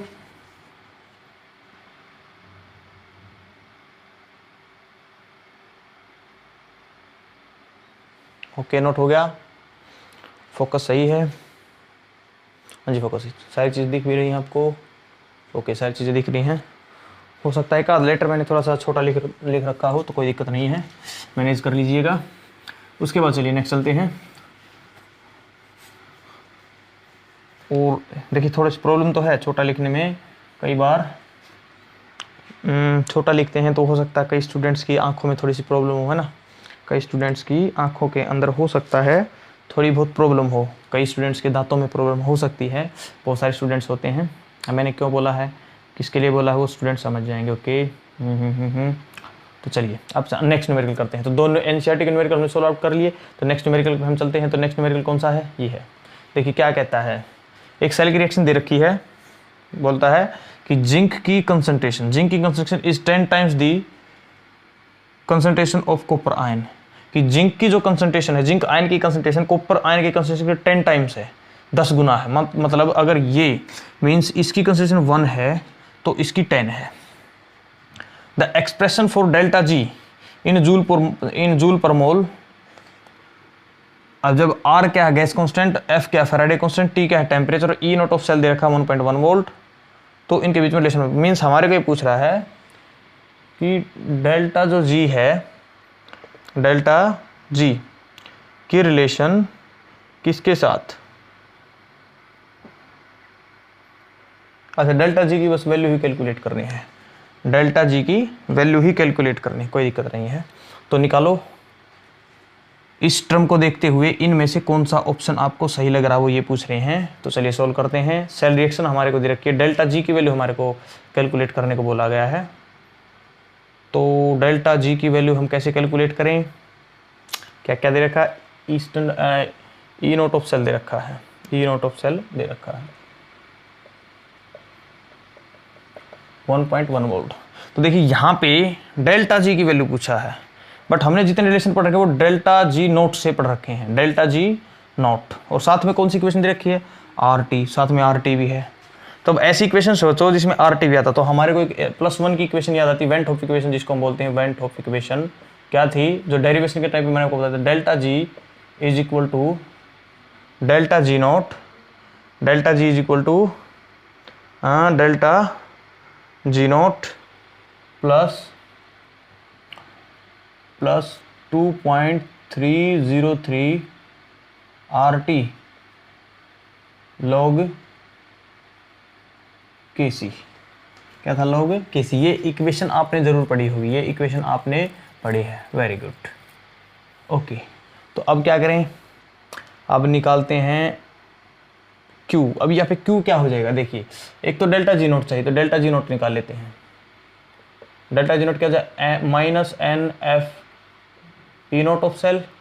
अब देखिए इस रिएक्शन के लिए, देखिए यही तो रिएक्शन है, अब इस रिएक्शन के लिए N की वैल्यू क्या हो जाएगी, 2 इंटू फैराडे क्या हो जाएगा 96500 into E naught of cell क्या हो जाएगा, into E naught of cell क्या हो जाएगा, बोलिए। E नोट ऑफ सेल दे रखा है 1.1 वोल्ट, 1.1 वोल्ट।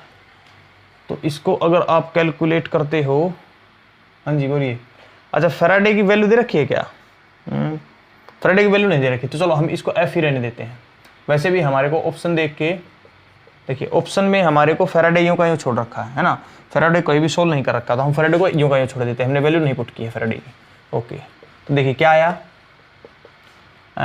ये कितना था 1.1, तो 1.1 इंटू -2 कितना, जब -2.2 फैराडे, तो डेल्टा G नोट की वैल्यू आएगी -2.2 फैराडे। और क्या चाहिए हमारे को, और हमारे को चाहिए है Kc की वैल्यू। Kc का मतलब इक्विलिब्रियम कांस्टेंट, या यहाँ पे होता है log Q Kc की वजह, क्योंकि Kc होता है इक्विलिब्रियम कंडीशन के ऊपर, तो log Q। तो log Q की वैल्यू देखिए कैसे निकालें, Q की वैल्यू, हम Q की वैल्यू निकाल लेते हैं। Q वैल्यू क्या होगा, रिएक्टेंट प्रोडक्ट बाई में रिएक्टेंट, तो प्रोडक्ट क्या है Zn+2 डिवाइड बाई में कॉपर +2, अब ये किस किस को बात समझ नहीं आई, मैं बहुत बार इस रिएक्शन को सोल्व आउट करवा चुका हूँ पहले वाले न्यूमेरिकल में, तो मैंने डायरेक्ट लिखा है। अब इस रिएक्शन में बोला गया है पर्टिकुलर इस न्यूमेरिकल में कि जो जिंक की कंसंट्रेशन वो 10 टाइम्स है, किसकी कंसंट्रेशन की, कॉपर आयन की। तो मीन्स ऊपर 10 है नीचे 1 है, ओके। और साथ में क्या होता है log, तो मीन्स यहाँ पे ये जो टर्म है ये कितनी बन जाएगी 1। बोलिए क्यों, ये टर्म क्यों बन जाएगी 1? देखिए क्यू की जो वैल्यू होगी वो आएगी 10 और log 10 की वैल्यू होती है 1। तो जो अपनी इक्वेशन बनी, अब डेल्टा जी नोट की वैल्यू निकाल ली, क्यू की वैल्यू निकाल ली। अब इन वैल्यू को इसमें पुट करता हूं मैं, तो delta G will be equal to delta G naught की वैल्यू -2.2 फैराडे प्लस 2.303 यो का यूं RT यो का यूं। अब log Q, देखिए Q की वैल्यू कितनी आ गई थी 10, log 10 की वैल्यू क्या होती है, Q की जगह 10 रखूंगा मैं तो log 10 की वैल्यू 1, तो ये हो गया 1, कोई दिक्कत नहीं है। तो इक्वेशन क्या बनी, इसको मैं रीअरेंज करता हूँ, प्लस वाली टर्म को पहले लिख लेता हूँ मैं 2.303 RT और माइनस को बाद में लिख देता 2.2 फैराडे डेल्टा जी। तो रिलेशन बननी चाहिए, ये रिलेशन बननी चाहिए। ये देखिए किसी ऑप्शन में आपको नजर आ रही है, कौन सा ऑप्शन है, ए तो गलत है, ओके ये गलत है, बी 1.1 फैराडे ये भी गलत है, सी 2.303 RT माइनस 2.2 F बिल्कुल सही है। तो ये ऑप्शन हो गया हमारा सही, तो डी भी क्या है, गलत है। तो इस तरह से हमने इस न्यूमेरिकल को कैलकुलेट किया। कौन सा कंसेप्ट था, +1 क्लास का, +1 कंसेप्ट का वेंट हॉफ इक्वेशन। तो कैसे कैलकुलेट किया, आपको कहता था रिएक्शन दे रखी थी, Zn की कंसंट्रेशन कॉपर की कंसंट्रेशन 10 टाइम्स थी, एक्सप्रेशन निकालनी थी डेल्टा जी के लिए, उसके बाद R गैस कांस्टेंट है, Faraday constant, T temperature, E naught of cell दे रखा था और एक इक्वेशन बना। तो इस इक्वेशन को देख के, इन ऑप्शंस को देख के हमारे को पता लगा कि F की वैल्यू को सोल्व नहीं करना है, F की वैल्यू को सोल्व नहीं करना, जो मैंने की थी F की वैल्यू को सोल्व नहीं करना है। तो अब RT की वैल्यू को भी सोल्व नहीं करना है, बस सीधा इक्वेशन बनाइए। बस हमारे को फॉर्मूला याद था कि delta G equal to delta G naught plus में 2.303 RT log Q। तो डेल्टा जी नोट है जो, उसकी वैल्यू को निकाला, NF E naught of cell, N की value 2 Faraday, E naught of cell 1.1, 2.2 Faraday आ गया। बस अब डेल्टा जी नोट की वैल्यू को यहाँ पुट कर दिया। अब उसके साथ Q की वैल्यू निकालेंगे, Q आ गया 10/1, तो 10 log 10 की वैल्यू 1, इसलिए टर्म होगी कैंसिल, बचा क्या 2.303 RT। तो दोनों की वैल्यू पट की, ये आ गया। अब 2.303 को पहले लिख दिया, माइनस वाले टर्म को बाद में लिखते तो ये बना, तो ये ऑप्शन हमारे को दिखा सी। तो आई होप आपको जो न्यूमेरिकल है वो क्लियर हो गया होगा। तो चलिए अब नेक्स्ट न्यूमेरिकल की तरफ चलते हैं, इसको नोट कीजिए।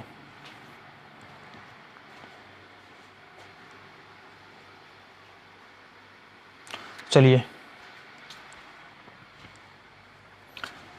नोट हो गया है, very good.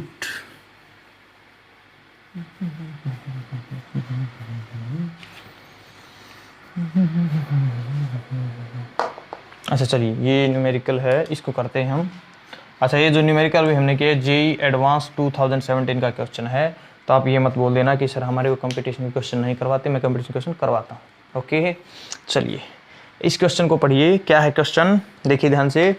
If E naught of cell, if E naught of cell is negative, okay, the which relation is correct for delta G naught and K equilibrium. Okay बोलता है कि E नोट ऑफ सेल जब zero negative है, E naught of cell क्या है, negative, तब बोलता है कि which relation is correct for delta G naught. Delta G naught का रिलेशन किसके साथ, इक्विलिब्रियम कांस्टेंट के साथ क्या बनेगा। अच्छा ऑप्शन देखते हैं कि डेल्टा जी नोट 0 से बड़ा होगा, ओके, इक्विलिब्रियम 1 से छोटा होगा, डेल्टा जी नोट 0 से बड़ा, इक्विलिब्रियम 1 से बड़ा, ओके ठीक है। तो चलिए स्टार्ट करते हैं हम। E नोट ऑफ सेल दे रखा, तो डेल्टा जी नोट निकाल लेते हैं। डेल्टा जी नोट का फॉर्मूला क्या होता है, -NF E naught of cell. अब E नोट ऑफ सेल क्या दे रखा है, नेगेटिव। देखिए अब मैं यहाँ पे माइनस है, ये N है, ये F है, और E नोट ऑफ सेल क्या दे रखा है, negative. E naught of cell क्या दे रखा है, नेगेटिव। तो नेगेटिव नेगेटिव क्या हो जाएंगे, पॉजिटिव। तो डेल्टा जी नोट की जो वैल्यू वो आ जाएगी पॉजिटिव। ये बात सही है, बोलिए। डेल्टा जी नोट की वैल्यू क्या आएगी, पॉजिटिव। अगर E नोट ऑफ सेल, अगर E naught of cell negative है तो इसकी वैल्यू नेगेटिव यहाँ पे पुट करेंगे, नेगेटिव नेगेटिव क्या हो जाएगा, पॉजिटिव।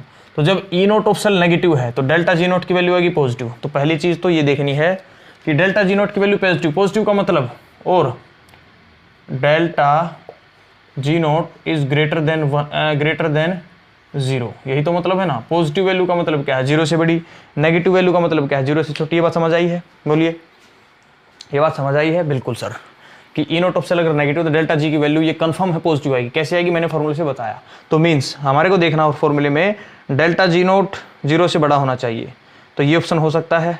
डेल्टा जी नॉट 0 से बड़ा होना चाहिए, ये भी ऑप्शन हो सकता है। डेल्टा जी नॉट 0 से छोटा, तो ये तो गलत है। अच्छा, डेल्टा जी नॉट 0 से छोटा, तो ये भी गलत है। तो ये दोनों कैंसिल हो गए। अब बस देखना है कि इक्विलिब्रियम कांस्टेंट 1 से छोटा आएगा, इक्विलिब्रियम 1 से बड़ा आएगा। अब देखिए, हाँ जी, ओके।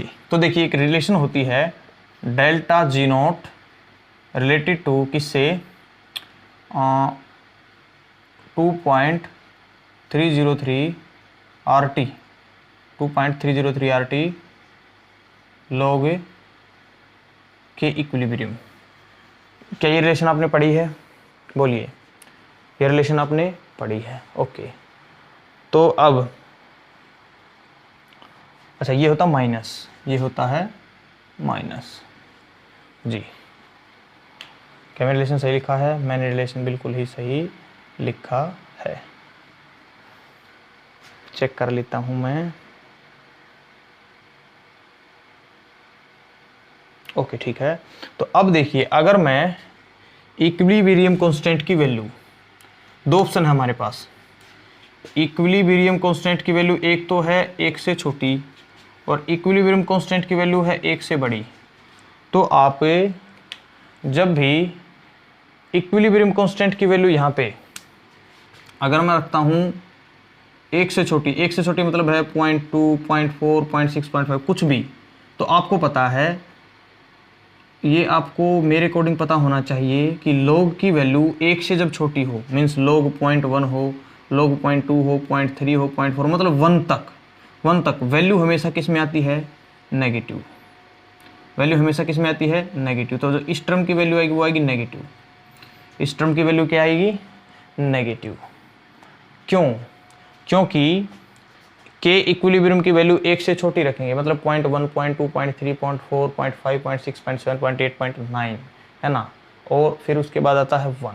तो 1 से अगर छोटी है तो log की वैल्यू पॉइंट में वैल्यू हमेशा क्या आती है, नेगेटिव।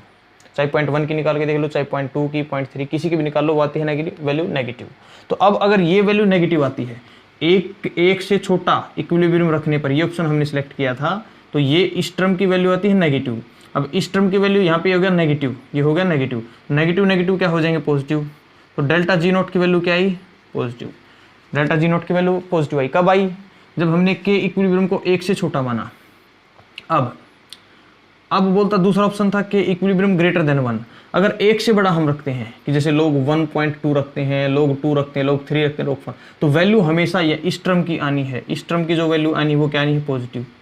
वो वैल्यू क्या नहीं है, पॉजिटिव। तो पॉजिटिव नेगेटिव क्या आएगी, नेगेटिव। तो तब डेल्टा जी नॉट की वैल्यू नेगेटिव, तब डेल्टा जी नॉट की वैल्यू आएगी नेगेटिव। बट हमारे को न्यूमेरिकल में बोला गया है कि जो वैल्यू है, हमने देखिए इस रिलेशन से निकाला था कि डेल्टा जी नॉट की वैल्यू क्या आएगी, पॉजिटिव। कब, जब ईएमएफ ऑफ सेल क्या है, नेगेटिव। तो मीन्स हमारी जो डेल्टा जी की वैल्यू क्या रहनी है, पॉजिटिव। अब डेल्टा जी नॉट की वैल्यू पॉजिटिव कब रह सकती है, जब इक्विलिब्रियम कांस्टेंट की वैल्यू हम क्या रखें, 1 से छोटी। क्या रखें, 1 से छोटी। तो एक तो कंसेप्ट था ये। अब देखिए इसी चीज को मैं दूसरे तरीके से समझाता हूं, देखिए यहाँ पे है log के इक्विलिब्रियम। अब इस टर्म के अंदर मैं इक्विलिब्रियम की वैल्यू 1 से छोटी रखता हूं। मान लीजिए मैंने रखा 0.2, 1 से छोटा है 0.2, बोलिए कोई दिक्कत है, रख के देखते हैं। log 0.2 सही है। अब log 0.2 की वैल्यू देखोगे आएगी नेगेटिव। अब दूसरा तरीका मैं बता देता हूँ, मैं इसको क्या करता हूँ, मैं इसको ऐसे भी तो लिखता हूँ 2 × 10⁻⁻1। 0.2 को मैं लिख सकता हूँ ना ऐसे, 0.2 = 2 × 10⁻⁻1 लिख सकता हूँ। Very good. तो अब इस वैल्यू को मैं यहाँ पुट करता हूँ, log 2 इंटू 10⁻⁻1। अब ये माइनस है जो, ये कहाँ चला जाएगा, ये आ जाएगा आगे, तो यहाँ से हटा देता हूँ, यहाँ से हटा देता हूँ, ये जो पावर है वो आगे आ गई, तो ये क्या इसका हो गया प्लस का, और log 2 की वैल्यू तो प्लस आनी ही है, log 2 की वैल्यू क्या आनी है प्लस, तो इसलिए डेल्टा जी की वैल्यू क्या आई पॉजिटिव। तो ये तरीका दूसरा था बताने का, ये तरीका क्या था दूसरा। तो ये था 2 मेथड से मैंने आपको बताया कि क्यों इक्विलिब्रियम की वैल्यू 1 से छोटा अगर हम रखेंगे तो हमेशा ही जो पावर है वो माइनस में आएगी, पावर माइनस में आएगी, तो ये जो साइन क्या हो जाएगा माइनस माइनस प्लस, क्योंकि पावर लॉग में आगे आ जाती है लॉग को सोल्व करते वक्त। तो डेल्टा जी की वैल्यू आएगी पॉजिटिव। तो ऑप्शन कौन सा सही होगा कि जब डेल्टा जी की वैल्यू है वो ग्रेटर देन 0 मीन्स पॉजिटिव होनी चाहिए, और के इक्विलिब्रियम क्या होना 1 से छोटा, तो ये ऑप्शन हो जाएगा हमारा करेक्ट, ये ऑप्शन हो जाएगा गलत। तो इस तरह से हमने इस न्यूमेरिकल को सोल्व आउट किया। तो 2 न्यूमेरिकल तो सीधे दो, एक इक्वेशन को जब हमने सोल्व किया तो 2 ऑप्शन तो कट ही गए थे, है ना, बस 2 ऑप्शन बचे थे। ये देखना था इक्विलिब्रियम 1 से छोटा आएगा, इक्विलिब्रियम 1 से बड़ा आएगा, तो हमने देखा कि इक्विलिब्रियम 1 से छोटा क्यों आया, मैंने आपको बताया। तो आई होप आपको न्यूमेरिकल क्लियर है। हमने 2 रिलेशन का यूज़ किया, तो ये थे एडवांस लेवल के न्यूमेरिकल, और देखिए इसीलिए जो न्यूमेरिकल है ये 2 बार आया है, AIPMT 2011 और नीट 2016, तो 2 बार ये क्वेश्चन आ चुका है। तो आई होप आपको जो मैंने न्यूमेरिकल करवाए हैं वो क्लियर हैं, और अगर ये न्यूमेरिकल आपने कर लिए, इन बेसिक कंसेप्ट को आपने सीख लिया, इन न्यूमेरिकल से मैंने आपको बस कंसेप्ट को समझाया है। न्यूमेरिकल्स तो बहुत सारे, प्रैक्टिस कीजिए, स्पीड बढ़ाइए, स्पीड ही मैटर करती है, एक्यूरेसी भी मैटर करती है। तो एक्यूरेसी तो आ ही जाएगी, बट एक्यूरेसी जब आती है तो हमारे को साथ साथ में स्पीड का भी ध्यान रखना पड़ता है। तो आई होप आपको ये न्यूमेरिकल समझ आए हैं, बेसिक कंसेप्ट क्लियर है। अगर बेसिक कंसेप्ट क्लियर है तो आप अपनी टेक्स्ट बुक से अब न्यूमेरिकल को सोल्व आउट कीजिए, जो भी आपके पास बुक है, देखिए आपके न्यूमेरिकल बनते हैं या नहीं बनते हैं। अगर न्यूमेरिकल बनते हैं, अगर आपको कंसेप्ट समझ आ रहा है तो आपको क्या करना है, वीडियो को लाइक करना है, अपने फ्रेंड्स के साथ शेयर करना है, चैनल को सब्सक्राइब करना है, साथ में ही बेल आइकन को क्या करना है प्रेस। तो मिलते हैं नेक्स्ट वीडियो के अंदर नए टॉपिक के साथ, तब तक के लिए stay safe, stay at home. Okay.